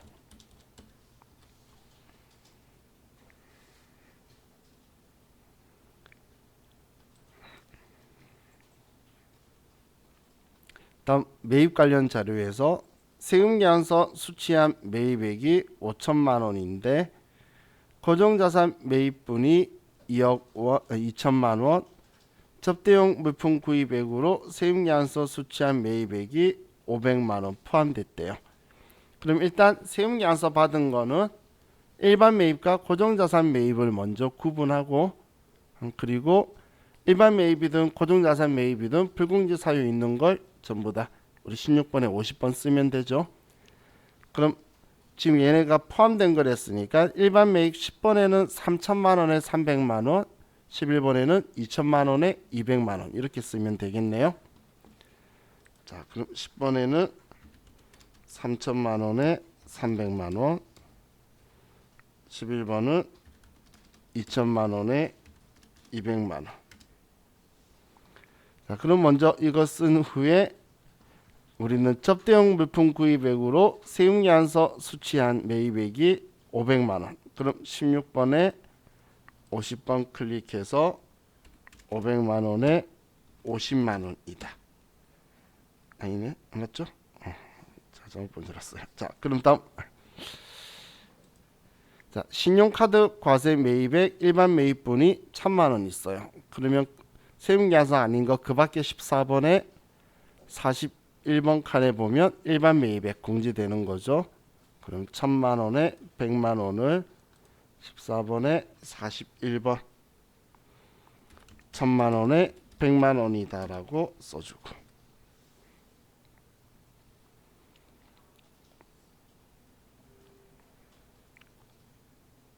자, 다음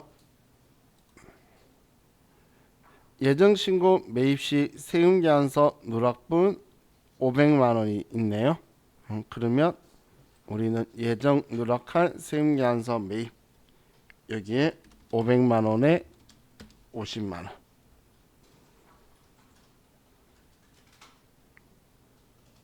다음 별도의 언급이 없는 한 해당 금액에는 부가가치세가 포함되지 않는 것으로 가정할 것.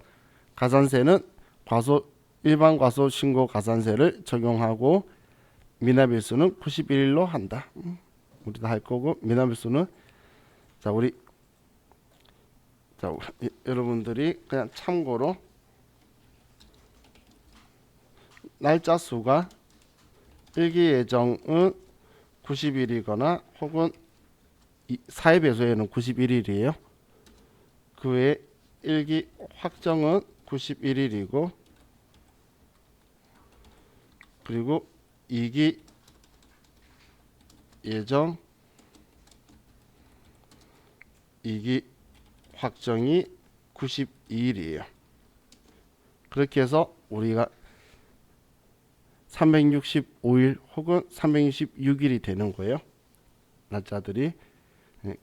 그럼 지금 우리 기간이 2월 달이 안 끼게 되면은 91일이 나올 수밖에 없는 거예요. 얘는 92일이 2기는 나올 수밖에 없는 거예요. 그것 때문에 2기 가지고 문제를 많이 내는 이유가 그러니까 나중에 계산하는 거에서 얘 둘이는 정해졌거든. 184일이. 그래서 절반 같은 거 일할 계산할 때 이제 이기적으로 몰면 계산이 편하죠. 그래서 뒤쪽으로 좀 보내버려요. 자, 그럼 자, 예정 때 세금계산서까지 했으니까 이제 누락한 납부세액을 보면 이번에도 50만 원이다. 그죠? 그럼 26번 클릭해서 과소초과환급에 50만 원을 쓰고, 자, 그럼 50만 원에 10% 하면 5만 원이고 75% 감면하면 25% 부과할 거니까 12,500원이고. 자, 여러분들이 계산기로 직접 계산해 보세요. 나중에 안 하시면 시험 때는 내가 아는 줄 알았었어요, 할 수 있을 줄 알았었어요 라는 반성을 하게 돼요.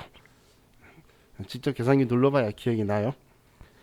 자, 그럼 이제 50만원 쓰고, 자, 일기 확정이니까 2020년 4월 25일 2020년 7월 25일 그리고 확인하면 얘도 끝났죠.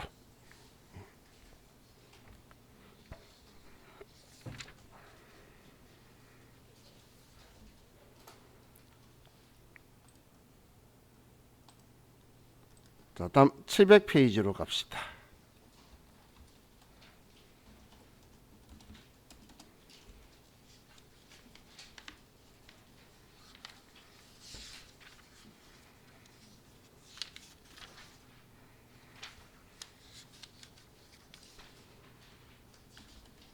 자, 1185.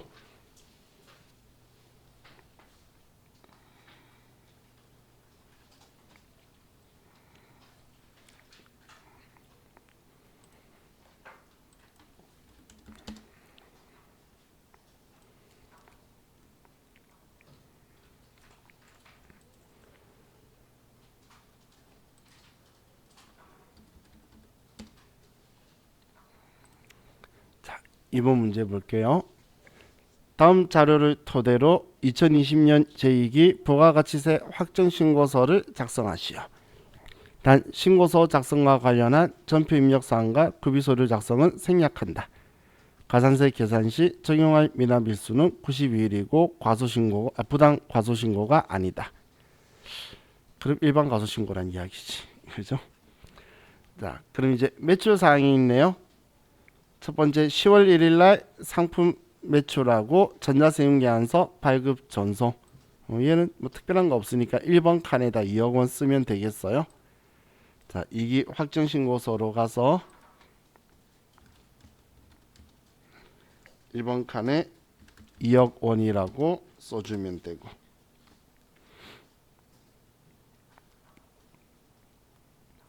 자, 다음 두 번째 11월 30일 상품 수출 3천만 원 있는데 직수출이네요. 그러면 영세율의 기타 6번 칸에 3천만 원.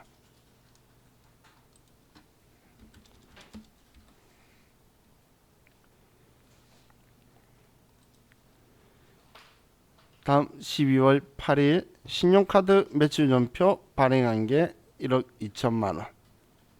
공고가액이니까 자, 그럼 3번 칸에 1억 2천 써주고.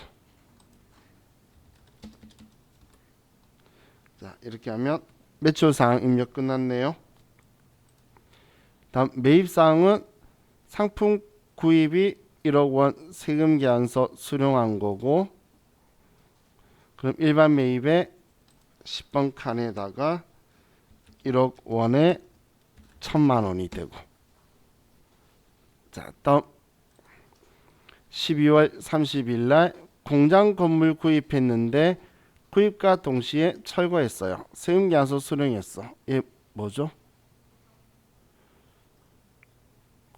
토지의 자본적 지출이죠. 불공제 사유죠. 그리고 토지는 고정자산이 아니라 그랬죠. 그러면 3억 원을 10번 칸에 더해서 4억 원에 4천만 원이다라고 쓰고 16번 클릭해서 50번에 3억 원에 1,000만 원이다. 이렇게 1,000만 원이 3,000만 원이다. 이렇게 써주고. 자,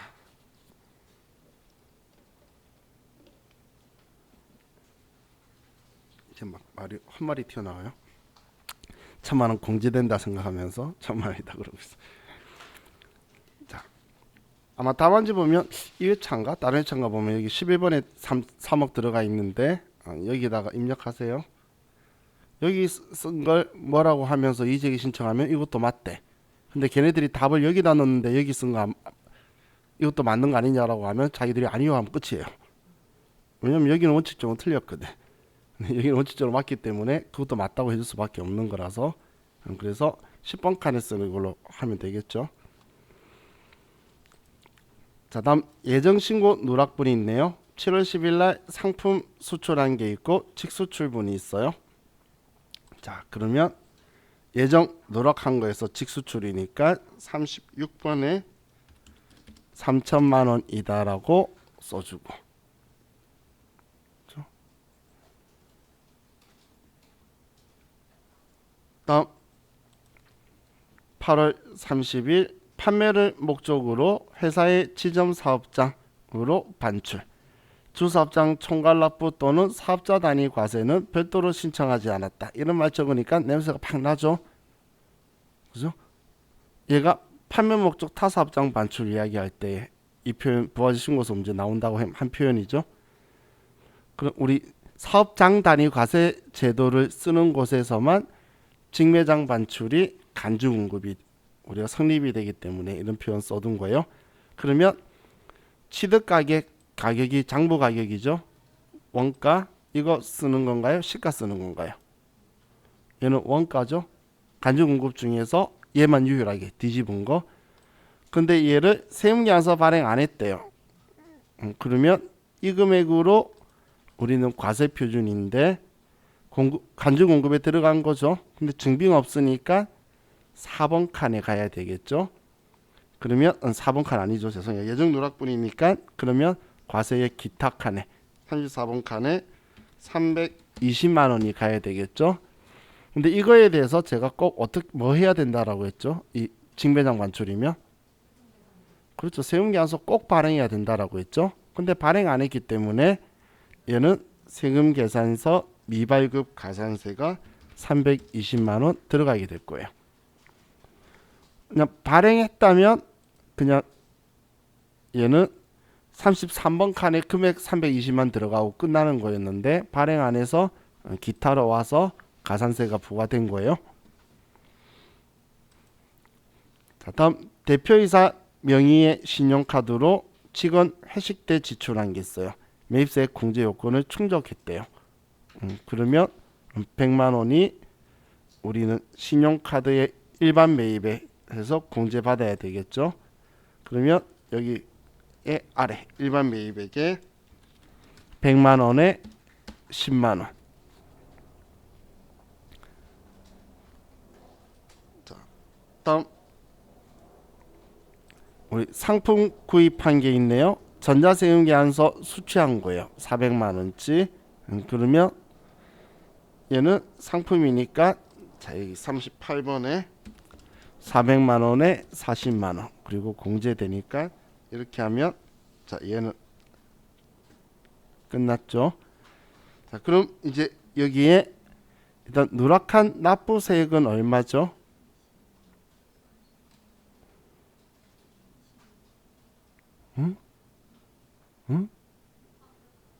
그렇죠. 환급 받죠. 32만 원에 50만 원. 그러면 마이너스 18만 원 더 환급 받아야 되잖아요. 그러면 일반적인 신고 불성실 가산세는 없고, 그럼 그 다음 우리가 체크할 게 얘죠. 그럼 영세율에 걸렸네. 예. 만약 얘가 일반 10%였으면 얘는 더 커요. 금액이. 그죠? 자, 그럼 3천만 원에 대해서만 영세율 과세표준 신고 불성실 가산세에 와서 3천만 원이라고 쓸 거고, 그럼 얘도 지금 예정 누락한 거 확정때 하는 거죠.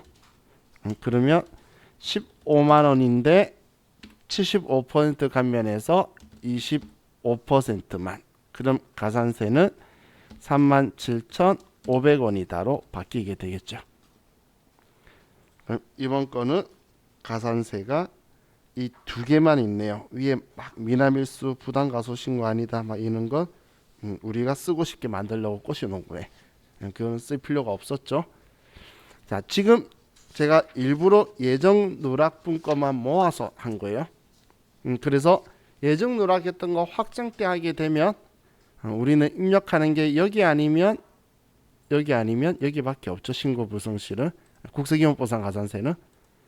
그리고 여기 71번 신고 불성실에 과소 초과 환급하고 그리고 영세율 과세표준 신고 불성실 가산세는 예전권 누락한 거 확정때 하면 75% 감면이니까 25%만 가산세 부과할 거다. 그것만 기억하시면 좋을 것 같아요. 자, 이제 우리 쉬었다가 수정 신고하고 기한 후 신고도 볼게요. 쉬었다 합시다. 자, 이번엔 수정 신고하는 문제를 보면 자, 교재 674페이지로 가시고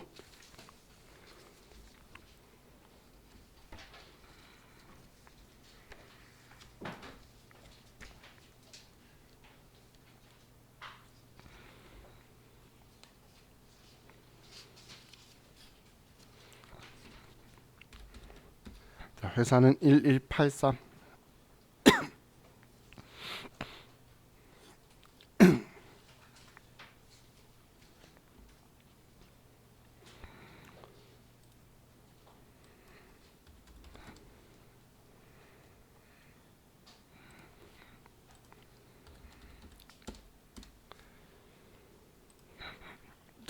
준비되셨죠?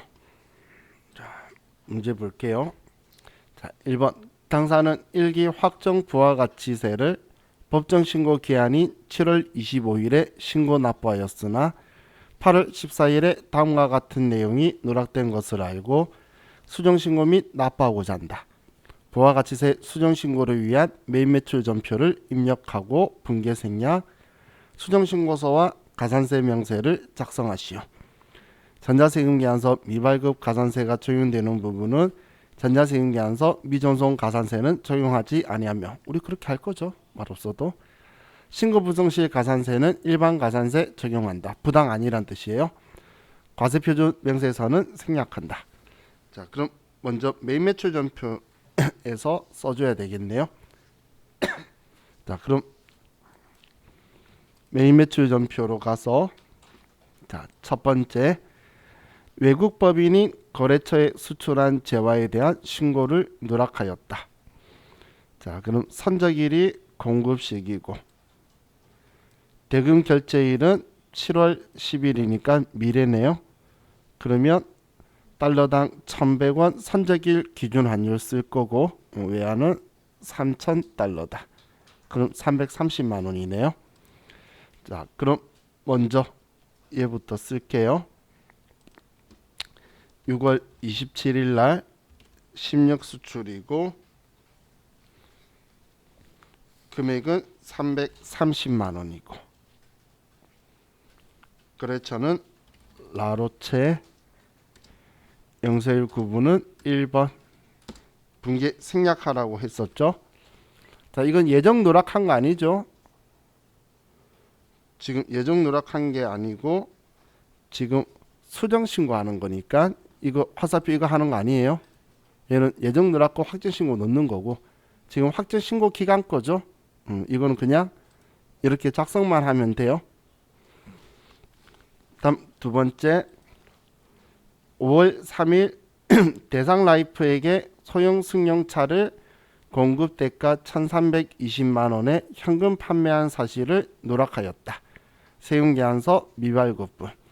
그럼 세금계산서 발행 안 했고 공급 대가 부가가치세까지 받았죠. 그러면 이런 과세유형 뭐라고 해야 되죠? 지금 과세 그랬는데 증빙 없잖아. 그럼 14건별이겠죠. 그럼 14건별로 해서 얘 쓰면 되고 자, 일단 입력하고 나서 봅시다. 날짜 5월 3일 날 사건별에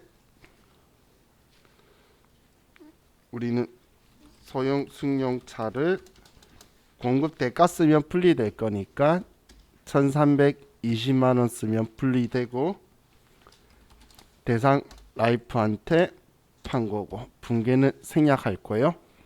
그럼 이런 상황일 때 여러분이 놓치면 안 되는 게 지금 세용계산서 발행 안 했어요. 그냥 현금 판매했죠. 근데 상대방이 주식회사 대상 라이프죠.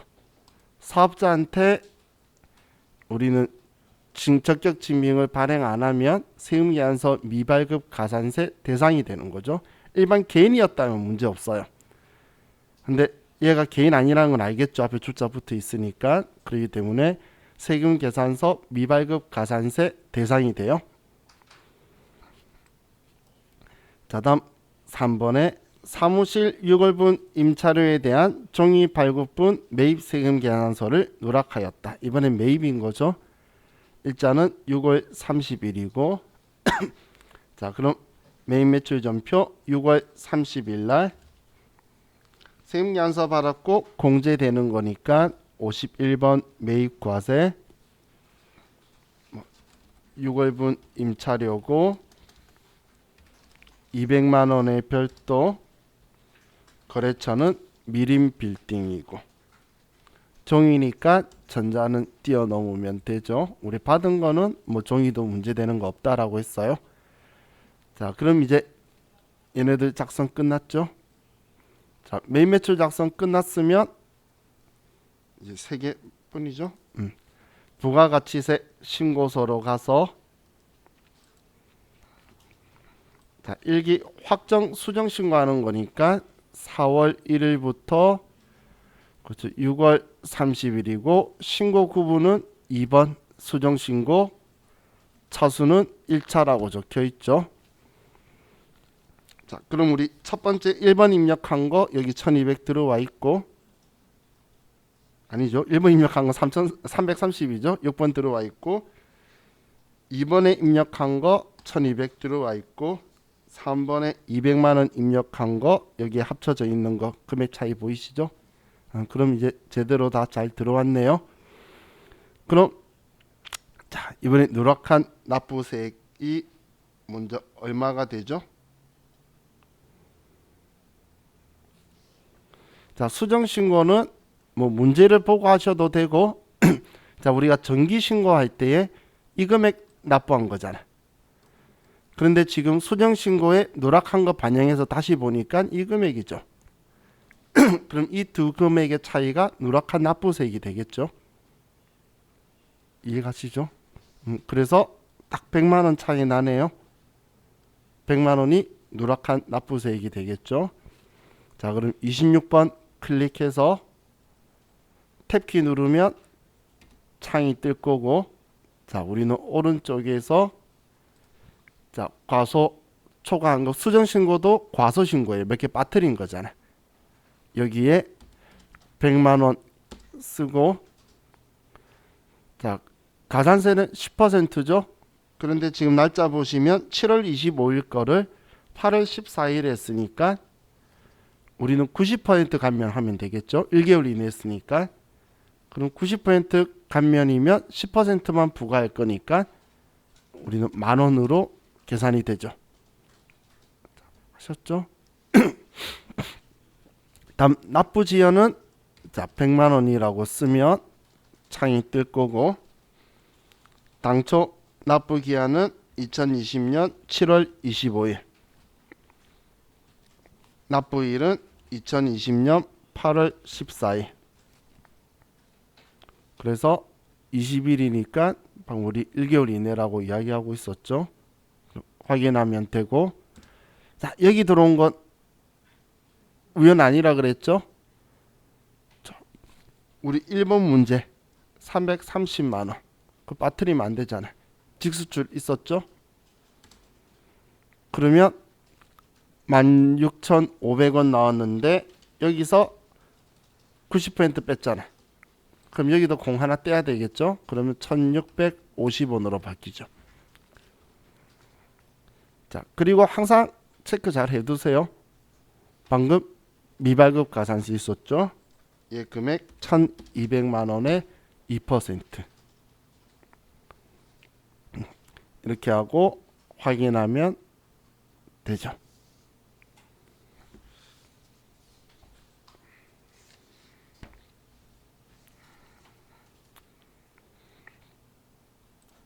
자, 다음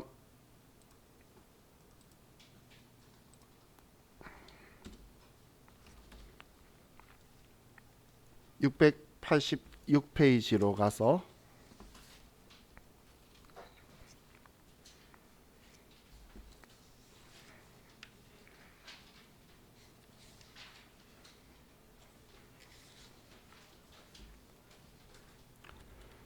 자, 1184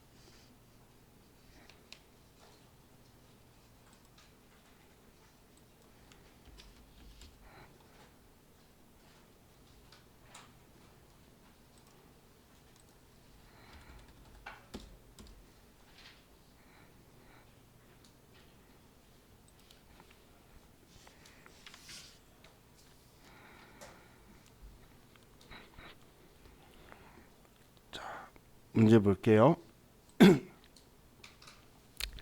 자, 1번 당사는 2020년 1기 확정 부가가치세 신고를 2020년 7월 20일 완료한 후 다음의 내용이 누락된 것을 발견하여 2020년 8월 20일 수정 신고하고자 한다. 수정 부가가치세 신고서를 작성하시오. 자, 2020년 6월 20일 공급한 매출분에 대하여 2020년 7월 24일 전자세금 계산서를 발행한 내용이 누락되었다. 자, 그럼 얘는 지금 발급한 것도 늦게 한 게 있죠. 그럼 지연 발급도 걸려 있고, 그리고 신고도 누락된 거고, 위 누락분을 매입 매출 전표에 입력하여 수정 부가가치세 신고서를 작성하기로 한다. 신고 불성실 가산세는 일반 가산세를 적용한다. 사람들이 부당한 거라고 우길까봐 이런 말 계속 적어 놓는 거예요. 자, 그럼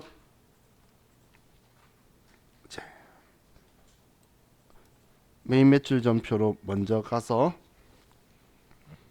이게 뭐 분기 생략 뭐 그런 말 없죠? 그럼 그냥 매입 매출 전표에 입력하는 거예요. 근데 왜 1,000만 원에 별도인 걸 외상거래라 적혀 있으니까, 자, 그러면 날짜 6월 20일 날 11번 매출과세고, 얘는 뭐 판지 모르겠어요. 자, 금액은 1,000만 원의 별도, 거래처는 명왕성 전자세금 계산서고 2번 외상이다라고 분개하면 되겠죠. 자, 그럼 매입 매출 전표에 입력했으니까, 자, 창 닫고 부가가치세 신고서로 가서, 자, 1기 확정인 4월부터 6월 2번 수정신고 1번 1차. 그러면 여기에 1,000만 원에 100만 원이 더해진 게 보이죠? 그리고 누락한 이제 우리 납부세액도 얘 둘이 차이가 100만 원이니까 100만 원으로 되어 있어요. 자, 그럼 가산세 26번 클릭해서 탭키 누르고, 자, 과소 초과 환급 일반에다가 100만 원이고, 그럼 이번에도 가산세, 그럼 얘는 1개월 이내가 되죠. 그러면 90% 감면받으니까 10,000원이 되겠죠. 그럼 납부 지연은, 자, 100만 원이라고 쓰고, 자, 당초 납부 기한은 언제까지죠? 그렇죠. 7월 25일까지죠. 20일 날 신고한 거는 그때 그냥 잘한 거고, 우리는 누락한 날짜 계산은 25일 이후부터 초일부산입 계산할 거예요. 그럼 지금 8월 20일, 그래서 26일이 미납 일수가 나와야 되겠네요. 자, 그리고 우연이 아닌 여기는 지금 이번에 영세율이 없죠. 자, 그럼 우리 이제 첫 번째 문제가 7월 24일 날 지연 발급한 거 있었죠? 그러면 지연 발급이니까 62번 칸에 1000만 원이다라고 써주면 되겠죠. 자, 이렇게 하면 이번 가산세 자, 문제 이번 것도 끝났고,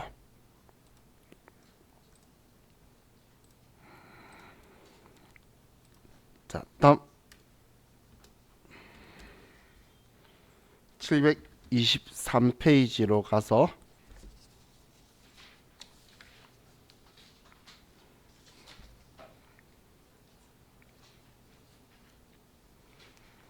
회사는 1187.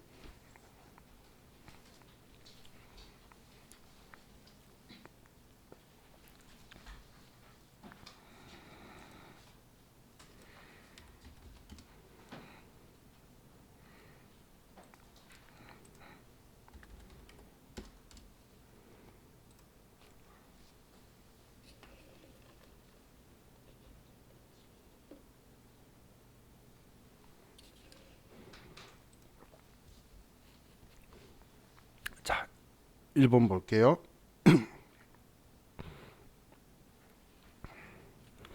자, 당사는 2020년 1기 확정 신고를 할 때 아래 거래에 대한 신고를 누락하여 2020년 9월 1일에 수정 신고를 하고자 한다.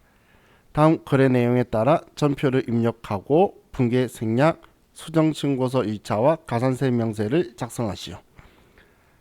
전자세금계산서 미발급 가산세가 적용되는 부분은 전자세금계산서 미존속 가산세는 적용하지 아니하며 신고불성실 가산세는 일반 가산세를 적용한다.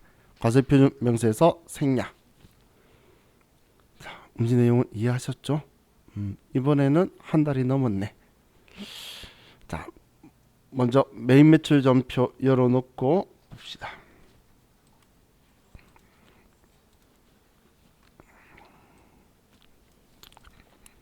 자, 5월 3일 화인 상사의 제품을 판매하고 전자세금 계산서를 적법하게 발급 전송하였다.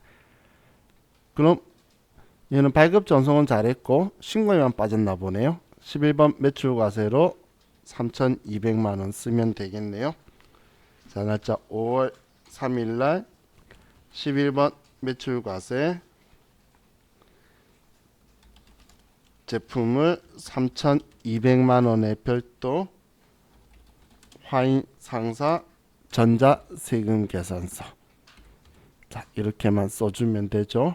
분계 생략이고 예정 누락분 아니죠. 자, 다음 두 번째 5월 10일 금화유통에 제품 판매하고 종이세금 계산서를 발급하였다.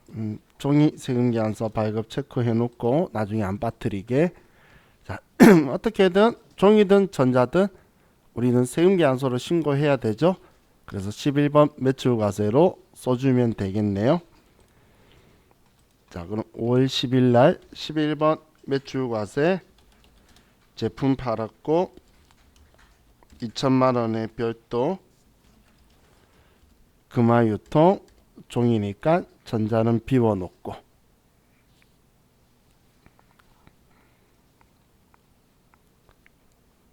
자, 다음 6월 21일 아이테크의 제품을 판매하였으나 세금계산서를 발행하지 아니하였다. 그러면 얘는 14건별로 부가세까지 받았으니까 쓰는데 이번에도 사업자다, 그죠? 그러면 자, 이번에도 미발급 세금계산서 미발급 가산세 대상이고, 일단 메인 매출 전표는 14건별로 쓸 거예요. 그럼 1,870만 원이라고 써야 되겠죠, 금액을. 6월 21일 14건별 제품 팔았고 1,870만 원이라고 쓰면 분리되고, 거래처는 아이테크 분계 생략이니까 14건별로 해서 이렇게 쓰면 되겠죠.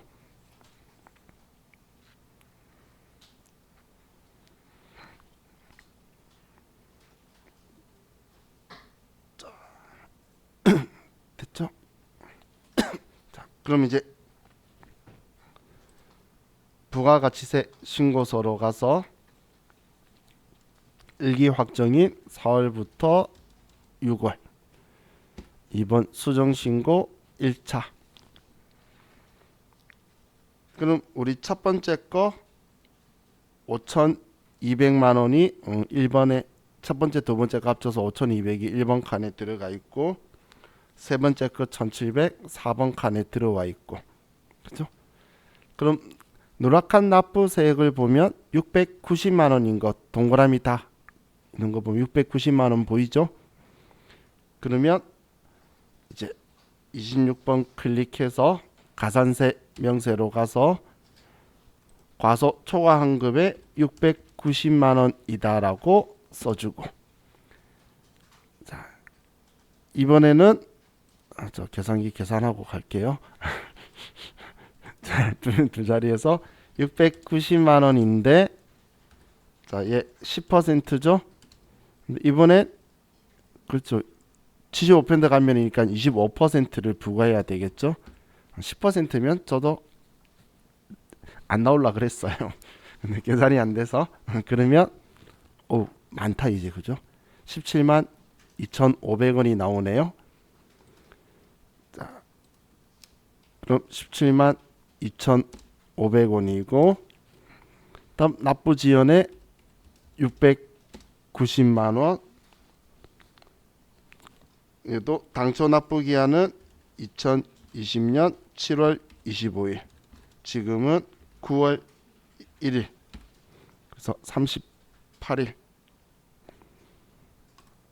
자, 영세율은 없었죠. 하지만 세금계산서 발급에 문제가 많았죠. 자, 우리 5월 10일 거는 종이세금계산서 발행한 거죠. 그건 지연 발급에다 쓸게요.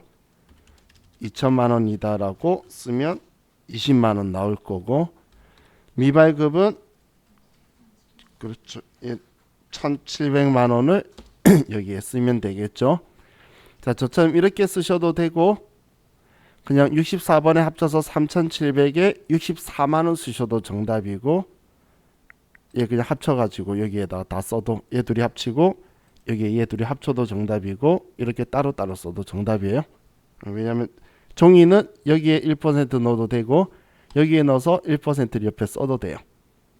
그래서 자 이제 우리 TET 1급에 여러분 눈빛이 하고 싶어하는 거였는데 만약에 부가가치 신고서가 나온다. 안 나올 건데 안 나오나? 안 나올 모르겠네. 근데 거기는 무조건 여기에 넣어요. 답이 나올 때 두 시험 다 여기 넣었던 종이세금계산서 발행 문제가 없는데 세무사의 시험은 여기에 넣고 AT 시험은 여기에 넣어요. 그 이유가 K랩은 여기에 넣으면 2%가 나오는데 스마트에는 안 나와요. 그러니까 여기 넣나 똑같아요. 그러니까 걔네들은 여기에다가 그냥 미발급 옛날부터 계속 여기다 집어넣는 거고 K랩은 여기 2%가 나오니까 여기 넣으면 1%가 여기가 편하겠죠. 그래서 여기에 넣고 있는 거예요. 그래서 두 답안지 보면 같은 종이세금계산서 발급인데 위치가 답 제출 앞에 서로 틀리게 나오는데 그것 때문이다라고 생각하시면 돼요. 그럼 이제 우리 또 가산세 놓친 거 없죠? 자, 우리 수정세금계산서는 이거밖에 없어요. 자, 그럼 이제 우리 기한후 신고를 보면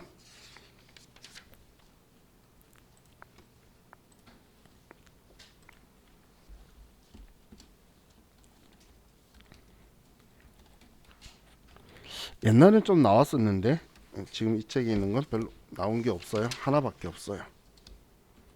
너무 쉬워서 안 나올 거예요.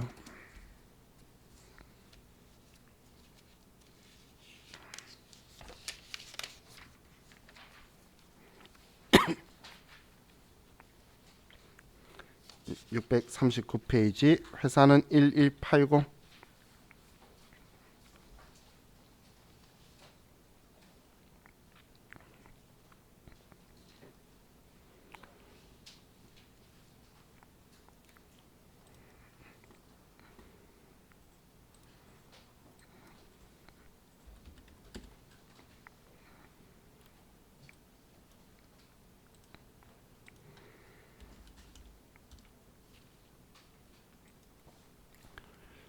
자, 1번. 자, 당사는 일기 부가가치세 확정 신고를 하지 못하였으며 7월 31일에 기한 후 신고를 하고자 한다. 해당 과세기간 동안의 매입 매출 자료는 다음과 같다. 부가가치세 기한 후 신고서, 과세표준 명세 제외와 신용카드 매출전표 발행금액 집계표를 작성하시오. 단 회계 처리는 생략하고 가산세는 일반 무신고 가산세를 적용하며 미납일수는 6일로 한다. 자, 그럼 이번엔 기한 후 신고서 하라고 적혀 있죠. 그럼 이에 대해서 그냥 신고서 작성하는 거죠. 그럼 부가가치세 신고서로 가서, 자, 일기 확정 신고니까 4월부터 6월인데, 자, 여기서 여러분들이 실수하시면 안 되는 게, 얘는 수정 신고가 아니에요. 정기 신고를 한 적이 있어야 수정 신고를 하지. 얘는 통째로 한 적이 없죠. 그래서 기한 후 신고는 그냥 지금 정기 신고서를 처음 제출하는 거예요. 그래서 정기 신고서로 가는 거예요. 기한 후 신고는 정기 신고로 가는 거예요. 그럼 얘는 지금 누락한 게 아니죠. 여기에 그냥 부가가치 신고서 작성하는 걸로 쓰시면 돼요.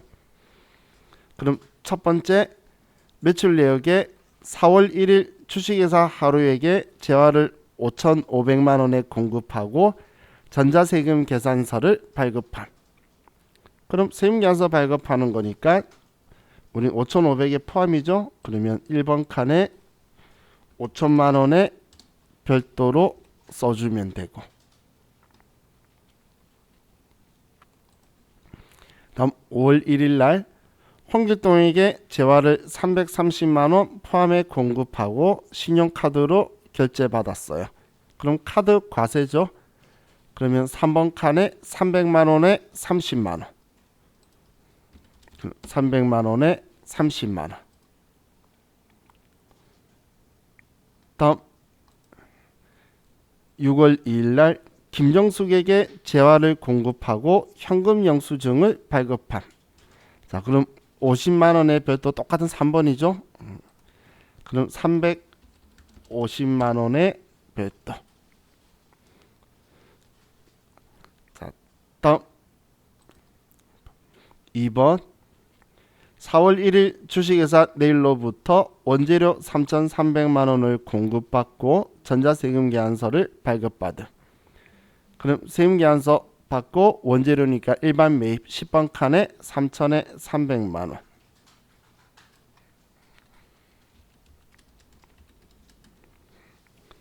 자, 다음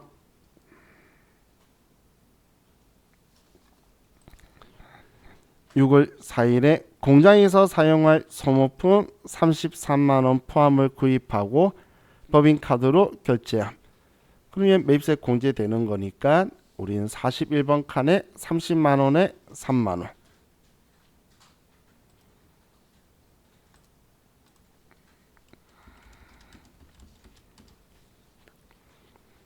다음 매입 매출에 대한 전자세금 계산서는 적법하게 발급되었다. 자, 그럼 일단 얘 입력 끝났죠? 입력 끝났으면 누락한 납부세액은 이 금액이에요. 통으로 신고 안 했잖아. 그렇기 때문에 이 금액이다라고 보시면 돼요. 그럼 이 금액이 지금 우리 기한 후 안에 다 안 한 거잖아. 그럼 232만 원을 26번 클릭하면 얘가 보면서 입력할 수 있어요. 얘는 무신고 일반 기한 후 때만 오는 거. 여기에 232만 원이 되고, 그럼 얘는 20%인데 1개월 이내에 신고하면 50% 감면이에요. 그러면 얘는 지금 미납일수가 6일이래. 7월 31일 날 해서. 그러면 20%인데 절반 깎으니까 10%죠. 그래서 공 하나만 떼면 돼요. 그래서 23만 2천 원이 되죠. 23만 2천 원. 자, 똑같이 이제 납부 지연에 와서 232만 원 하고, 당초 납부 기한은 2020년 7월 25일 2020년 7월 31일 그러면 6일이 나오죠. 그럼 확인 누르시면 6일간의 납부 지연 가산세 있고, 자, 이번 문제에 영세율은 없었어요. 영세율은 없었기 때문에 여기까지만 하면 우리 뭐 세금계산서 뭐 잘못 발행하고 한 것도 없으니까 이대로 하고 저장하면 끝인 거예요. 진짜 기한후 신고 뭐 없죠? 그죠? 그냥 여기에 쓴다는 것밖에 없는 거예요. 과소신고는 여기였고 얘는 여기다. 자, 그럼 이제 얘는 끝났고 한 개 더 시켰네. 맞죠? 신용카드 매출연표 발행금 매출 개표 얘 둘 써줘야겠네요. 5월 1일 6월 2일 거.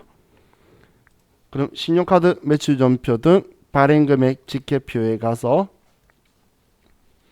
자, 우린 4월부터 6월 5월 1일 거는 신용카드 과세 거래니까 330만 원을 여기 써주고, 6월 2일은 현금 영수증의 과세 거래니까 여기에 써주고, 그럼 얘 둘이 쓰고 저장하면 얘도 끝났죠.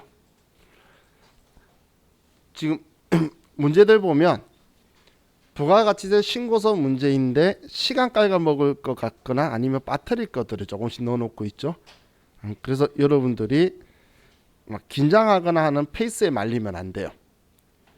그래서 주위 사람들이 조금 급하게 갈 때 따라 급하게 갔는데, 왜냐하면 이 부가가치세 부속 서류나 여기를 일반 전표도 매매처 전표는 네 문제 풀고 바로 만나요.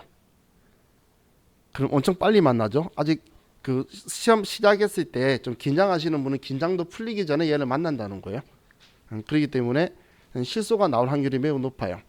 그래서 나중에 제가 말할 거예요. 긴장하시는 분은 법인세 문제를 무조건 먼저 풀라. 절대 급하게 풀 수 없어요. 그렇기 때문에 다른 사람들 급하게 하고 있을 때 나는 천천히 읽어보게 될 거니까, 그렇다고 뭐 어렵다가 아니고 이거 파악하고 이제 입력할 거기 때문에 옆에 막 번잡한 템포를 좀 바꿔 가버리는 게 여러분들이 긴장을 또 덜하게 될 것 같아요. 이렇게 하면 저와 같이 우리 교재의 부가가치세랑 관련된 문제는 전부 다 풀었어요.